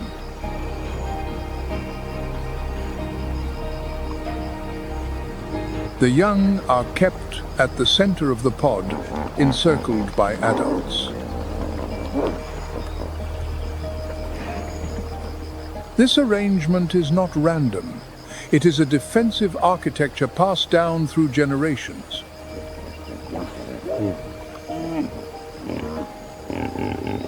The hippopotamus proves that true power lies not just in the jaw.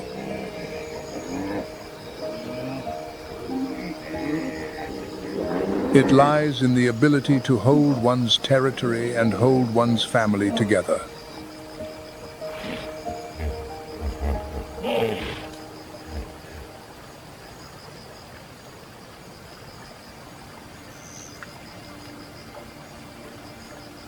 The Nile crocodile is one of the most ancient predators still living on Earth.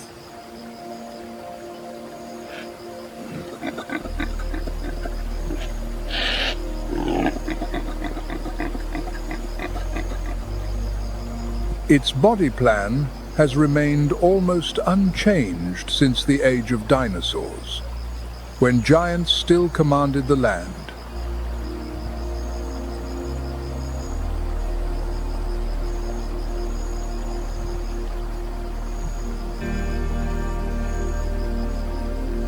"200 million years, and evolution has yet to find a better design.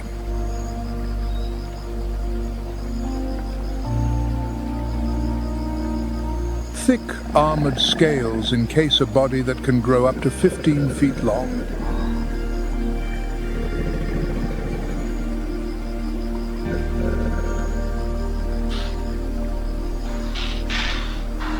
Underwater, it is nearly invisible. To lie still is to disappear.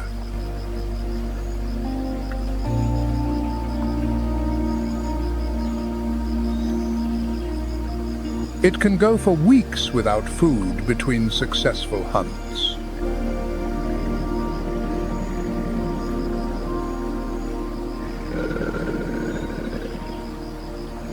Every calorie is spent at the right moment, for the right purpose.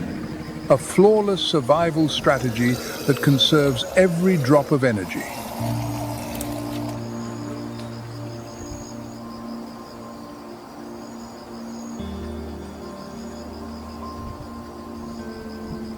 When the daylight is too intense, the Nile crocodile hauls itself onto the bank to bask, its mouth agape to release heat, as motionless as a decaying log.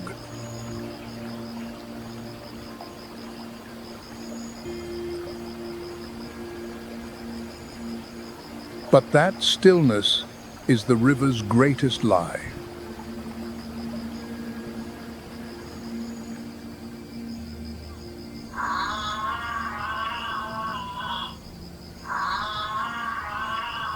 But not every predator in Uganda relies on brute force.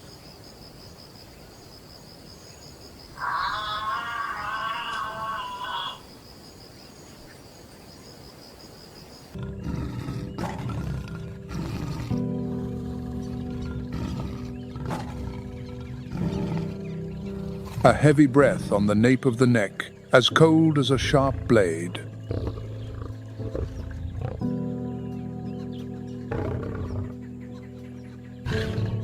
Before there is time to turn, a mass of striped muscle has silently descended, extinguishing life in an instant.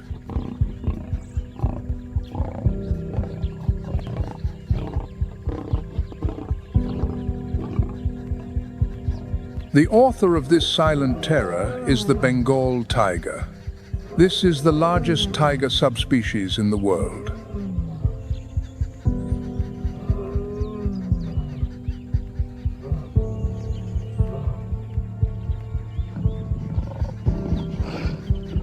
Adult males weigh an average of 440 to 570 pounds and are over 10 feet long.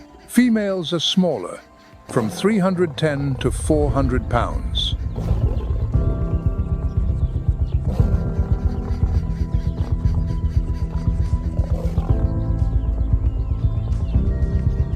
Its body is a perfect combination of muscular strength, speed, and agility, designed by nature for a single purpose: to hunt and to dominate.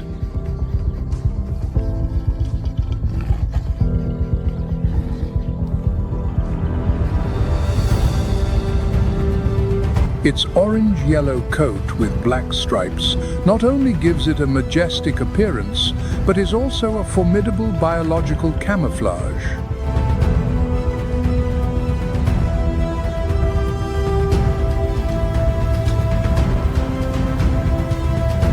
In the dappled light of the dry forest, these stripes dissolve its silhouette into the shadows, turning it into a phantom of the jungle.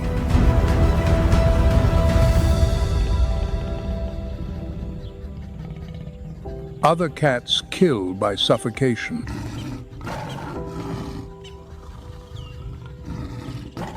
The tiger does not. With a bite force of 1,050 pounds per square inch, enough to crush a skull or break a spine, this is a knockout blow.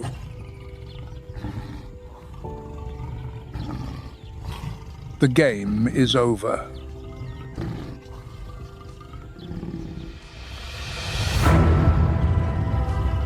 Extremely powerful hind leg muscles allow it to leap over 26 feet horizontally and nearly 13 feet vertically.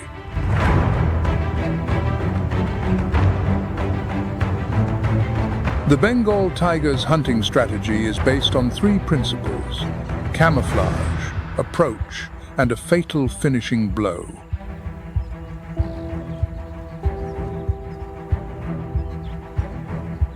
With a body weighing over 440 pounds, it cannot pursue prey for long periods. Instead, it leverages its ability to move stealthily. The stalk can last for hours.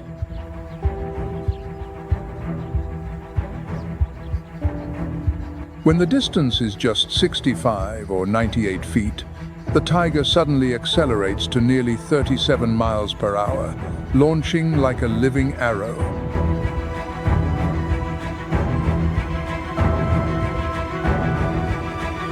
The attack is concluded with a full-body pounce. Its 4-inch-long claws dig deep into the prey.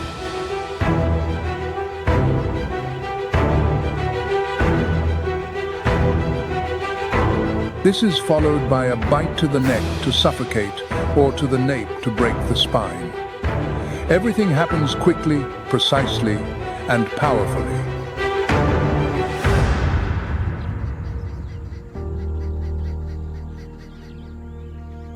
Unlike the leopard, the Bengal tiger demonstrates its absolute dominance.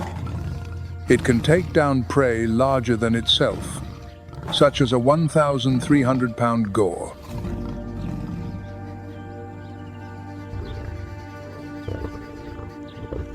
After a successful hunt, it can eat up to 88 pounds of meat in one sitting and rest for several days before hunting again.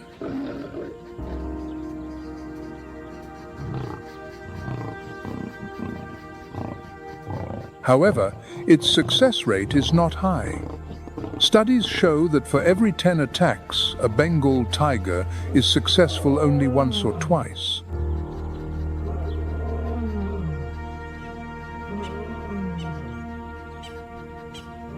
But failure does not deter it, because with just one victory over large prey, it can survive for 7 to 10 days.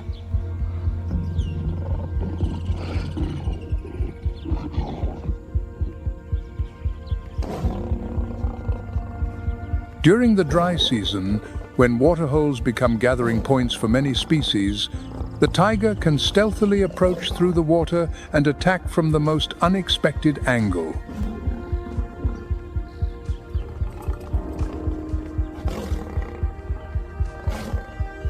An adult tiger can control a territory of 23 to 38 square miles, marked by scent and claw marks on tree trunks.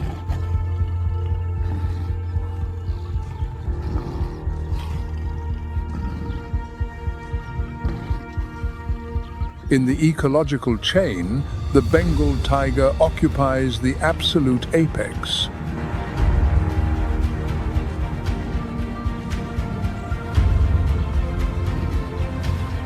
It controls the populations of sambar, cheetah, nilgai, and wild boar, species that could severely damage the vegetation if left unchecked.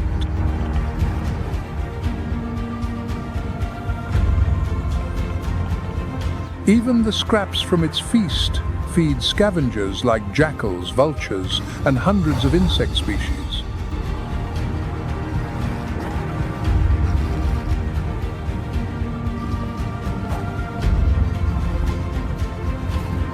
Among the common orange Bengal tigers, nature sometimes creates a rare variation.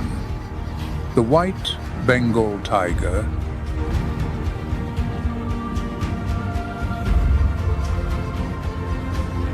It is not a different species, but a Bengal tiger that possesses a special recessive allele that alters its fur pigmentation.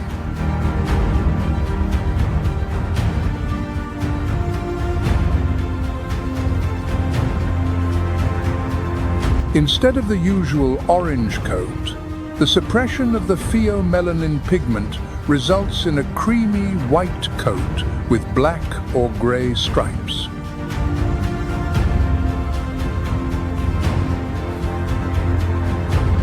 The most famous case recorded in India was in 1951, when a wild white tiger named Mohan was captured in Rewa.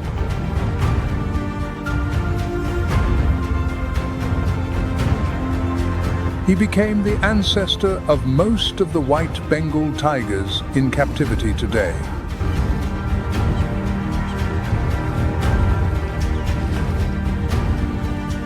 In the wild, the chance of two individuals carrying the recessive gene mating is extremely low, estimated at 1 in 10,000.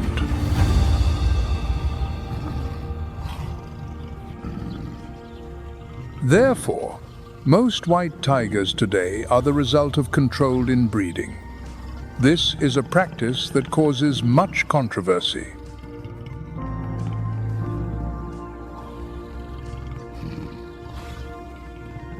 Despite its different appearance, the white Bengal tiger retains all the strength and hunting behavior of a typical Bengal tiger.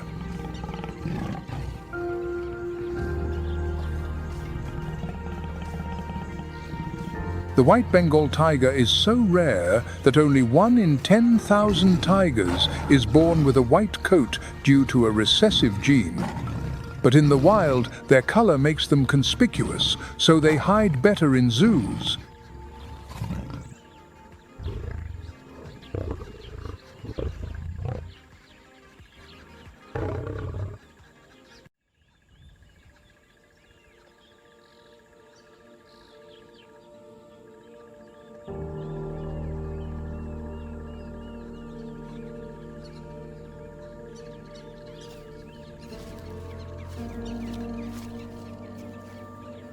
A shaggy coat, drooping lips, and a lurching gait like a drunken wanderer.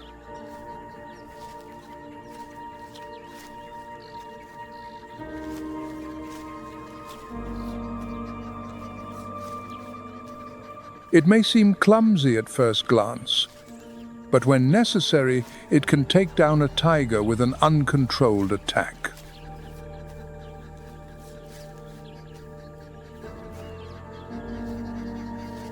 It is the sloth bear, the eccentric of the bear world.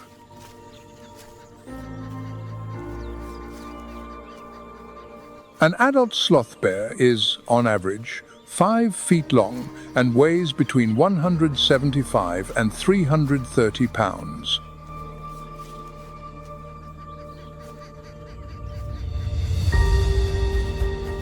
Its thick, shaggy, and unkempt coat helps it withstand both the heat and insect bites.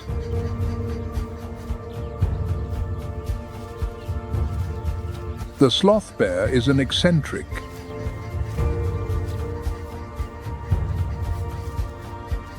It has traded strength for specialization. By sacrificing its incisor teeth, it has transformed its snout into a perfect biological vacuum cleaner.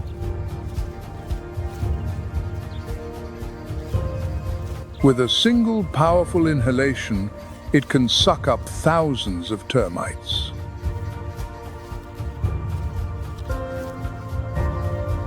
A clever survival strategy in a world of killers.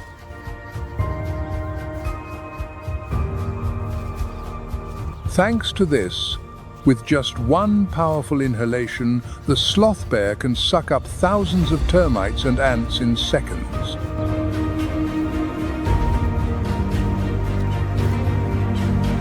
Its claws, long and curved up to 2.5 inches, are ideal tools for digging into termite mounds as hard as cement or tearing apart rotting logs.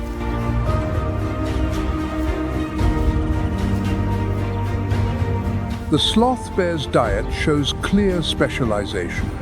Over 70% of its intake is insects, mainly termites and ants.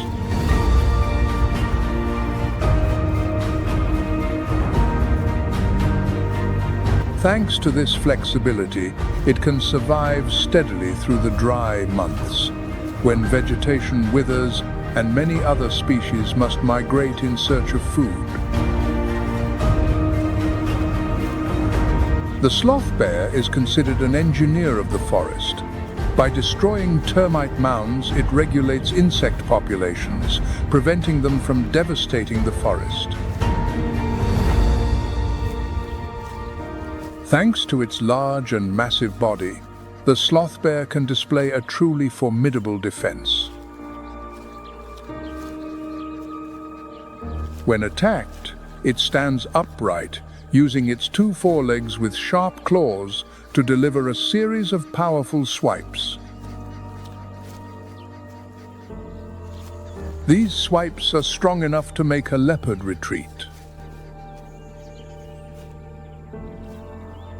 There are even many records of Bengal tigers abandoning an attack when faced with a fierce adult sloth bear. The sloth bear is slowly enjoying its meal, but the tranquility seems to have made it let its guard down. It is completely unaware of the danger silently approaching from behind. The Bengal tiger stalks, focusing on its massive target. It seems to be a difficult prey, but it decides to continue its approach. Then it attacks from behind, but it appears to have missed the golden moment. The sloth bear stands upright on its hind legs, delivering swipes so powerful that the tiger is forced to flee.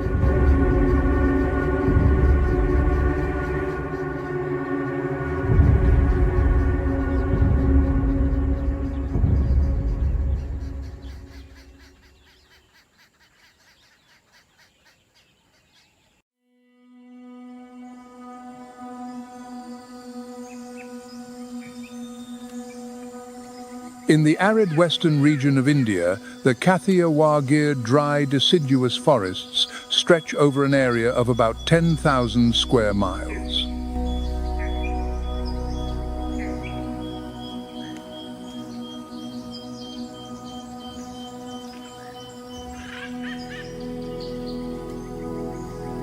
The terrain here consists mainly of low hills and plains interspersed with narrow valleys.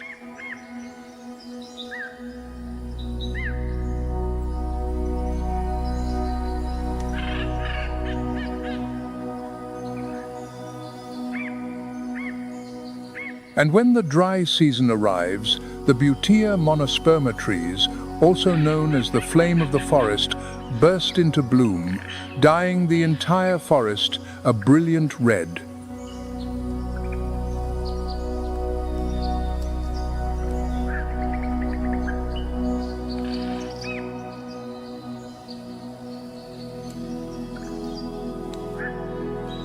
That image is reminiscent of the flame of faith that continues to burn brightly even amidst adversity.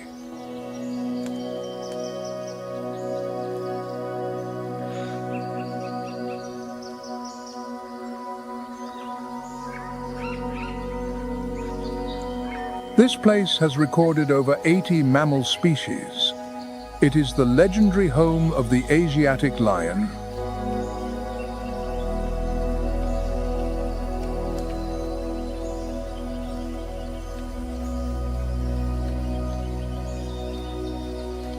A species that once lived across the continent, but today primarily survives only in the Gir region.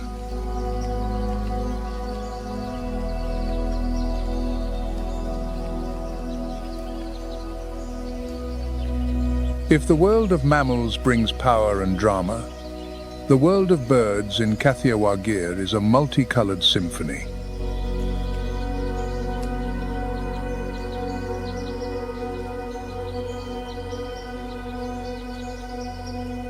Over 300 bird species have been recorded here, from the brilliant Indian peafowl showing off its iridescent plumage in the sun to the painted stork, the crested serpent eagle, and the ceaseless flocks of parrots.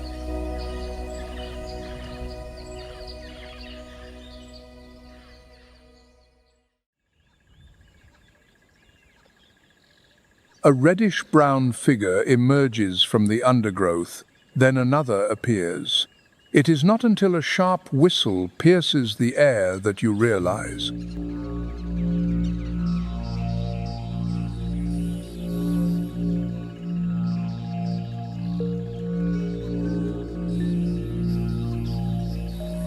A pack of dholes has surrounded you without you even knowing.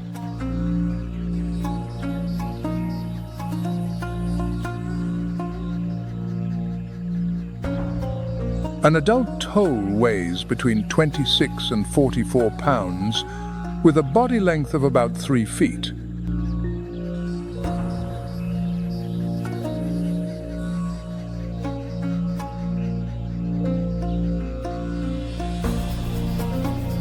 With their compact bodies, reddish-brown coats, and erect ears, they evoke a mix of fox and wolf.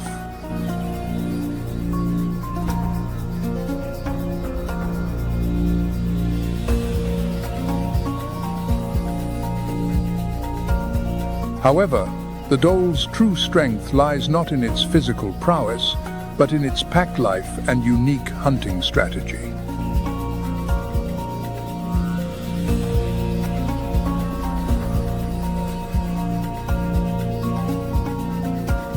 A dhole pack typically consists of 5 to 12 individuals, sometimes reaching up to 25.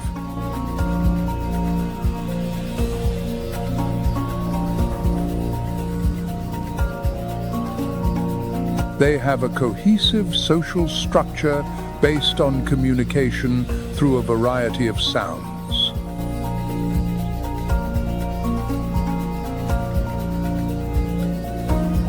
When hunting, they employ a strategy of persistent pursuit. The pack forms a line, sticking close to the prey and taking turns to attack, gradually wearing it down.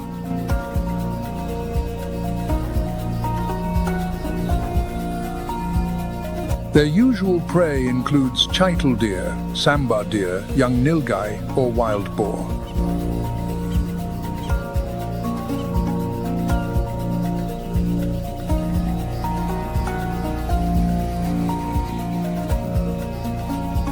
Thanks to their precise coordination, even prey many times their size cannot escape their encirclement.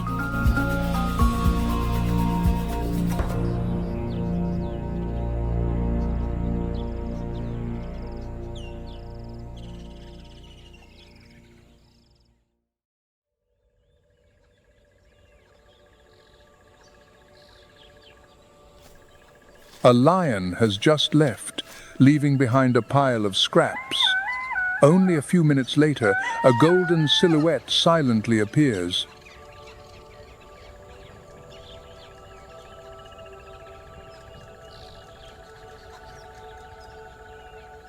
It glides through the vegetation and quickly snatches what is left of the feast. It is the familiar lifestyle of the golden jackal.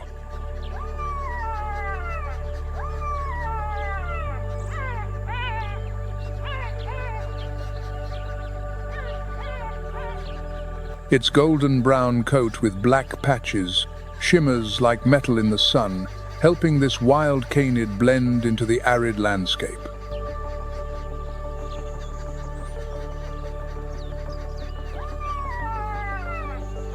Erect ears, bright and alert eyes, and a pointed muzzle. Its biological senses are always ready to hunt or detect danger.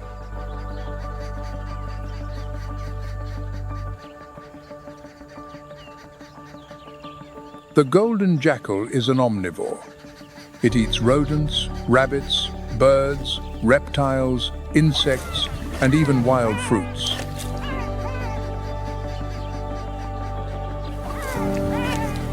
In particular, it acts as a scavenger, taking advantage of what lions or leopards leave behind.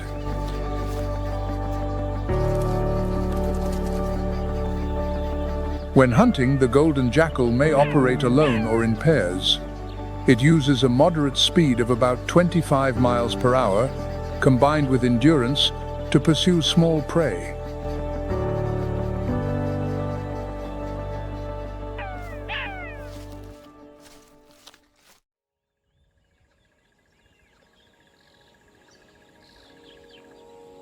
An entire troop of dozens of individuals gathers under an ancient tree, grooming each other.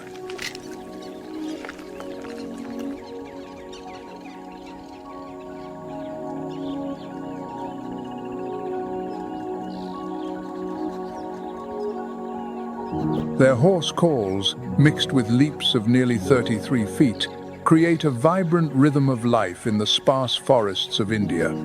They are the Hanuman langurs.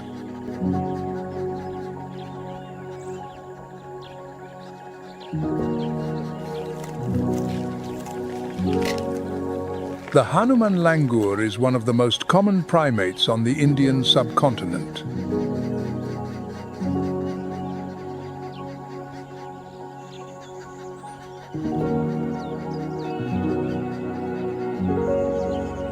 Its ash-gray or silver coat, jet-black face, and surrounding white fur give it a majestic appearance.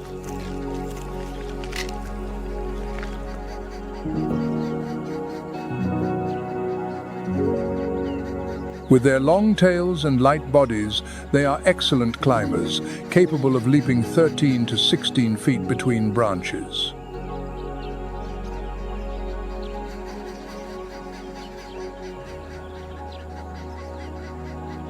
Their keen eyes and high vantage point make them an early warning system.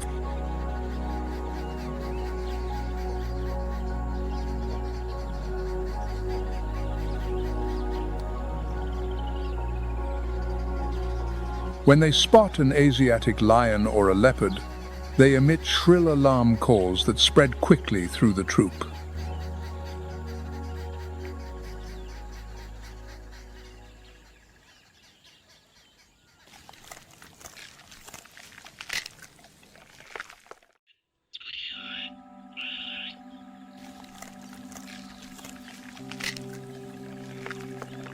A decisive leap, a sharp cry, and the entire thicket begins to shake. The commotion comes from the most audacious residents of the forest, the rhesus macaques.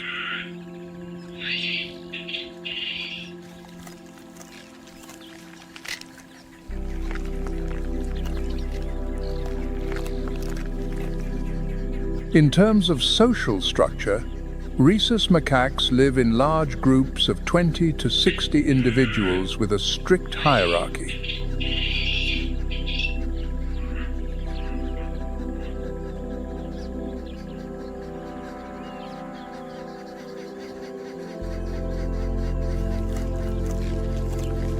They are skilled climbers in tall trees, but also move nimbly on the ground. They can leap up to 10 feet and run at speeds of over 19 miles per hour.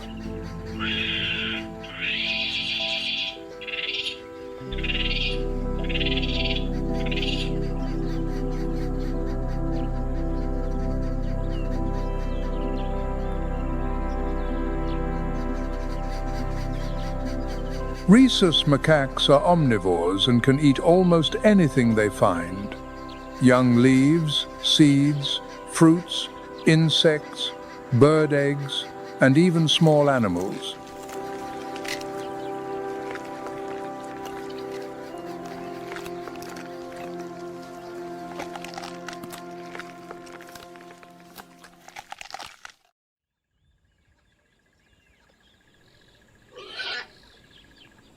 An arc of emerald and sapphire unfolds, with hundreds of shimmering eyes under the sunset.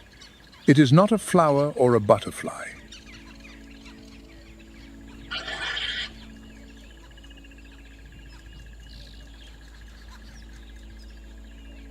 It is the mesmerizing display of the Indian peafowl.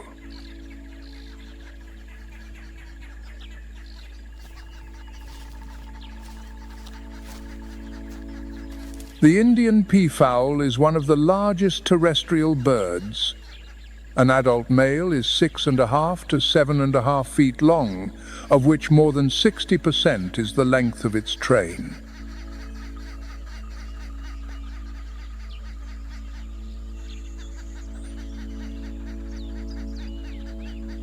The most striking biological feature is the train, composed of over 200 long, iridescent feathers in shades of blue, green, and gold, adorned with shimmering circular eye spots.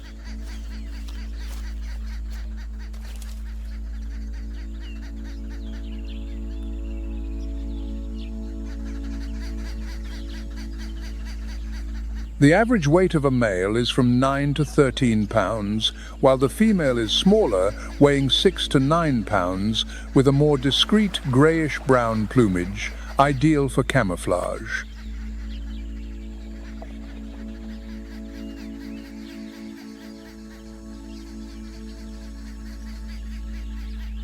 They are omnivorous birds, with a diet that includes seeds, fruits, young shoots, insects, small reptiles, and even amphibians.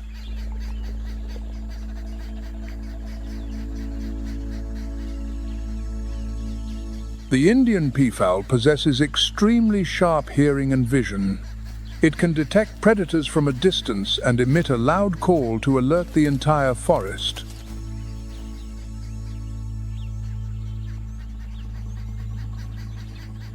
Its characteristic call can be heard from over half a mile away, acting as a natural alarm system.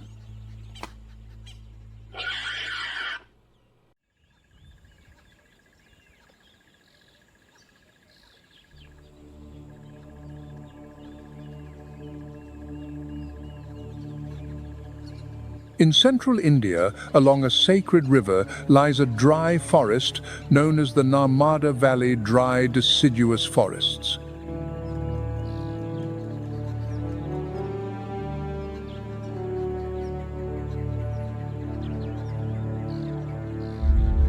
This ecoregion covers approximately 6,600 square miles and represents the seasonal dry deciduous forests that surround the Narmada River Valley.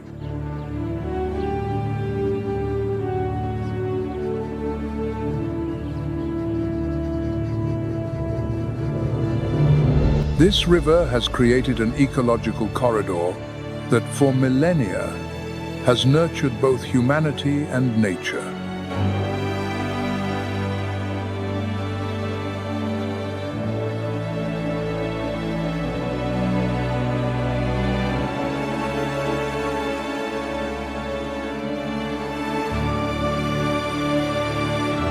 Within that cycle, more than 76 mammal species, 276 bird species, and hundreds of other life forms coexist.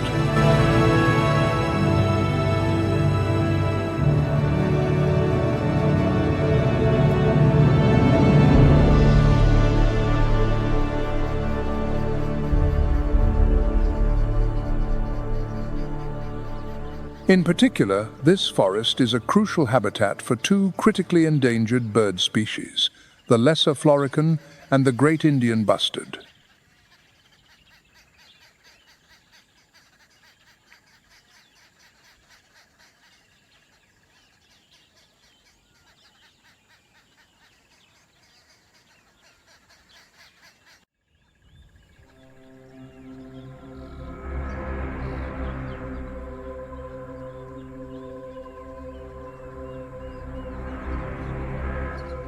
No sound, no trace.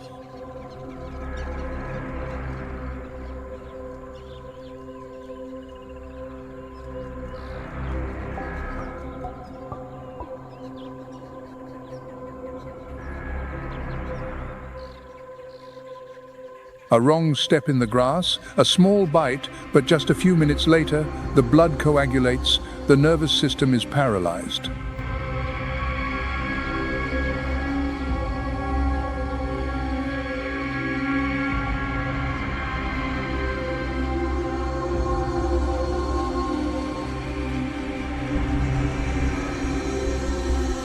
It is the deadly mark of the Big Four, the four most feared venomous snakes in India.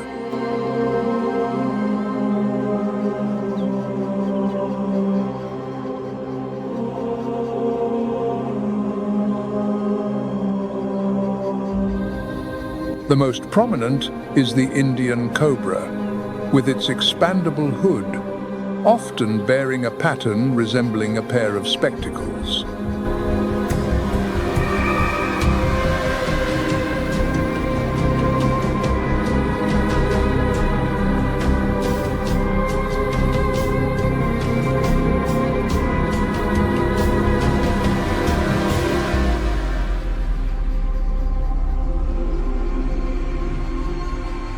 The cobra possesses a potent neurotoxic venom capable of paralyzing muscles and stopping respiration.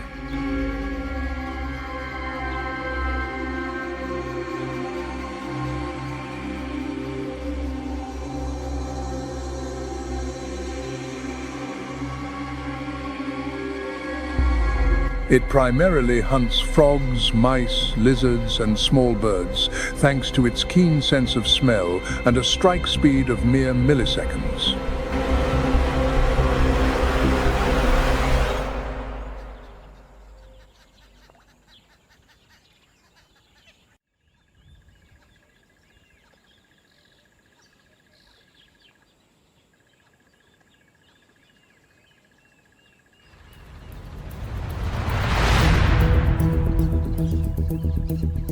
In a murky pool, not a ripple, only dozens of pairs of eyes surface like timed explosives. These are the mugger crocodiles.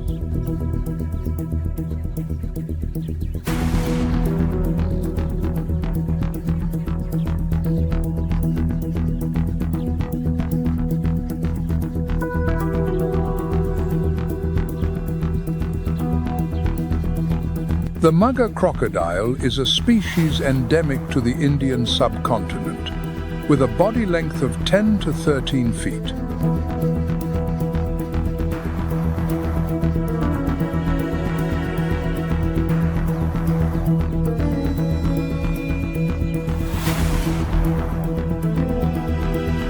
Adult males weigh an average of 440 to 880 pounds, although some giant individuals can weigh up to 1,300 pounds.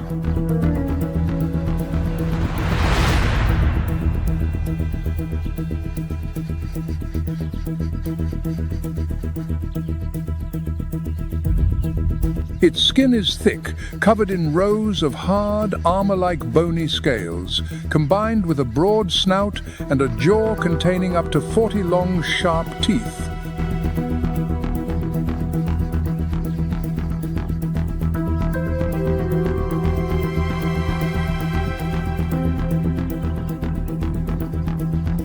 Their eyes and nostrils are located on the top of their heads, allowing them to hide their entire bodies underwater, leaving only 2 observation points to watch for prey.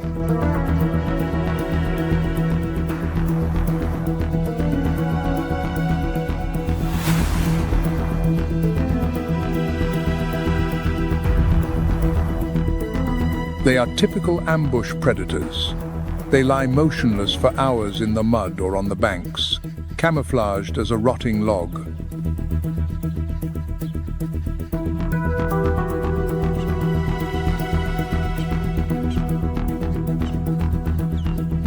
When prey, perhaps a cheetah deer, a sambar, or even a monkey, carelessly approaches to drink, the the explosive attack is launched.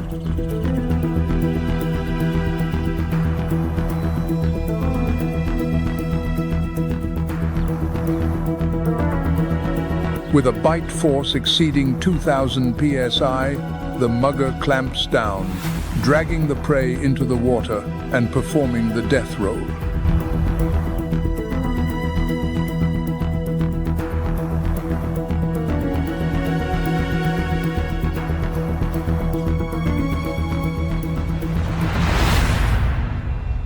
A violent spin to tear flesh or incapacitate the victim. Everything happens in seconds, and then the lake's surface returns to a deadly calm.